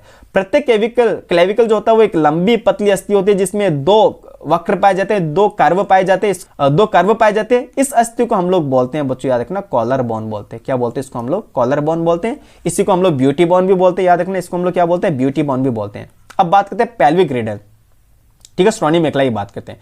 तो पेल्विक ग्रिडल के अंदर 2 ही अस्थियां पाई जाती है, जिसके अंदर एक अस्थि जो होती है वो 3 अस्थि के फ्यूजन से बनती है। ध्यान रखना, 3 अस्थि के फ्यूजन से बनती है। तीनों अस्थि कौन से? Ilium, ischium, pubis. 3 अस्थि के जुड़ने से एक बोन बनती है, ठीक है। तो एक बोन लेफ्ट साइड होगा तो एक बोन राइट साइड होगा। तो बच्चों याद रखना, 3 अस्थि कौन कौन से? इलियम, इशियम, प्यूबिस के द्वारा जुड़ने के बाद ये बनती है। इतना पॉइंट क्लियर हो गया, ठीक है। इन अस्थियों के संयोजन स्थल के ऊपर एक और कैविटी प्रेजेंट होती है, इसका नाम होता है एसिटाबुलम कैविटी। इसी एसिटाबुलम कैविटी के अंदर फीमर का जो हेड होता है वो इसके अंदर प्रेजेंट होता है और यह भी बॉल एंड सॉकेट जॉइंट का निर्माण करता है। पॉइंट क्लियर हुआ इतना, ठीक है। ये आपको याद रखना है। अब जो दोनों संधि होती है, जो दोनों बोन होती है, बच्चों याद रखना, दोनों बोन कौन सी? एक बोन तो ये वाली जो इलियम, इशियम, प्यूबिस होती है ये वाली, एक इसके साइड में आएगा ऐसी की ऐसी, दोनों ही यहां पर प्यूबिस सिम्फाइसिस के द्वारा जुड़ी होते हैं। प्यूबिस सिम्फाइसिस जो होते हैं वो एक एज ए कार्टिलेजिनियस जॉइंट बनाता है प्यूबिस सिम्फाइसिस, जिसके अंदर हल्का सा मूवमेंट देखने को हम लोगों को मिलता है। ये आपको याद रखना है, प्यूबिस सिम्फाइसिस। देन हम लोग बात करते हैं अब इसके अंदर जॉइंट्स यानी कि संधियां की बात करेंगे। संधि यानी जॉइंट्स की बात करने वाले। संधियां या फिर जोड़ हर प्रकार की गति के लिए आवश्यक होती है, जिसमें शरीर की अस्थियां सहयोगी होती है, यानी बोन जो इसके अंदर होती है वो उसका भी सहयोग होता है। चलन गति भी इसका अपवाद नहीं है, यानी हम जब चल रहे हैं ऑब्वियस सी बात है उन संधियों के द्वारा ही चल रहे हैं। जॉइंट है तभी तो हम लोग चल रहे हैं, यानी जॉइंट के मूवमेंट से हम लोग चल रहे हैं। जोड़ संधियों अथवा एक अस्थि एवं एक उपास्थि के बीच का संधि स्थल है। जोड़ जो होता है वो अस्थियों हो सकता है, अस्थियों का हो सकता है, या अस्थि उपास्थि का हो सकता है। अब मैं इसके अंदर बताता हूं, अस्थि यानी बोन टू बोन जो जॉइंट होता है उसको हम लोग क्या बोलते हैं बच्चों? याद रखना, लिगामेंट बोलते हैं। क्या बोलते हैं? लिगामेंट। अगर बोन टू मसल्स होता है, यानी बोन और मसल्स के बीच का जो जॉइंट होता है उसको हम लोग क्या बोलते हैं? टेंडन बोलते हैं। ये पॉइंट आपको याद रखना अच्छे से, ठीक है। ओके, देन हम लोग बात करते हैं इसके अंदर 3 टाइप के हम लोगों को जोड़ यानी कि संधि पढ़ने को मिलेगी, जॉइंट पढ़ने को मिलेगा। एक होता है फाइब्रस जॉइंट, एक होता है कार्टिलेजिनस जॉइंट और थर्ड आता है साइनोवियल जॉइंट, जो कि वेरी वेरी इंपॉर्टेंट है। पहले बात करते हैं फाइब्रस जॉइंट की बात करते हैं। तो जो फाइब्रस जॉइंट होता है इसके अंदर किसी भी प्रकार की मूवमेंट या किसी भी प्रकार की गति देखने को नहीं मिलता। याद रखना, फाइब्रस जॉइंट जो होता है इसके अंदर किसी भी प्रकार का मूवमेंट या गति देखने को नहीं मिलता है। ये जो जोड़ होता है वो कहां पर प्रेजेंट होता है? अपने कपाल की अस्थि के अंदर प्रेजेंट होता है, जिसको हम लोग क्या बोलते हैं? सूचर बोलते हैं, सीवन बोलते हैं। ये पॉइंट क्लियर हो गया? ठीक है। देन दूसरा जो जॉइंट आता है उसको हम लोग बोलते हैं कार्टिलेजिनियस जॉइंट, जिसको हम लोग बोलते हैं उपास्थि युक्त जोड़ यानी संधि बोलते हैं। ये क्या होता है? ये अस्थियां आपस में उपास्थियों के द्वारा जुड़ी होती है, जिनके अंदर हमको हल्का सा मूवमेंट, स्लाइटली मूवमेंट इनके अंदर देखने को मिलता है। एकदम फ्रीली मूवमेंट नहीं होता है, इनके अंदर स्लाइटली मूवमेंट हम लोगों को देखने को मिलता है। ये पॉइंट क्लियर हो गया? ठीक है। जैसे अभी अपन लोगों ने एग्जांपल देखा था प्यूबिल सिम्फाइसिस का, जो आप लोगों को याद रखना है। प्यूबिल सिम्फाइसिस का एग्जांपल जो है वो आप लोगों को याद रखना है। वहीं अगर दूसरा एग्जांपल मैं बताऊं तो ये जो अपनी स्टर्नम होती है उसके साथ में जो हाइलिन कार्टिलेज से जुड़ी हुई जो पसलियां होती है, रिब्स होती है, इनके अंदर भी हल्का सा मूवमेंट देखने को मिलता है, जो कि कौन सा जॉइंट होता है? याद रखना, उपास्थिल युक्त जॉइंट होता है। इसी प्रकार की इसके अंदर संधि पाई जाती है। दोनों क्लियर हो गए? ठीक है। अब बात करते हैं third, synovial joint. Synovial joint जो होता है वो कैसे बनता है? याद रखना, जैसे ये कोई बोन है, ये कोई दूसरी बोन आ गई, ठीक है। इनके अंदर ये होता है मेम्ब्रेन, जिनके अंदर फ्लूइड भरा होता है, जिसको बोलते हैं हम लोग साइनोवियल फ्लूइड बोलते हैं, ठीक है। और इस प्रकार की संधि को हम लोग क्या बोलते हैं? साइनोवियल संधि बोलते हैं। तो देखो, दो अस्थियों की संधि ओजन सतहों के बीच में एक तरल भरा होता है, इसको हम लोग क्या बोलते हैं? साइनोवियल कैविटी के अंदर जो तरल भरा होता है उसको हम लोग क्या बोलते हैं? साइनोवियल फ्लूइड बोलते हैं। इस तरह की व्यवस्था में पर्याप्त गति होती है। पर्याप्त गति का मतलब क्या होता है? यहां पर हमको फ्रीली मूवमेंट देखने को मिलता है। इनके कुछ एग्जांपल हम लोगों को देख रखा है, कुछ टाइप हम लोगों को देख रखा है। तो टाइप हमको याद रखना, पहला जो टाइप है जिसका नाम है ball and socket joint, Kandul खलिका संधि, जो किस किस के बीच में होता है? ह्यूमरस और अंश मेखला के बीच में।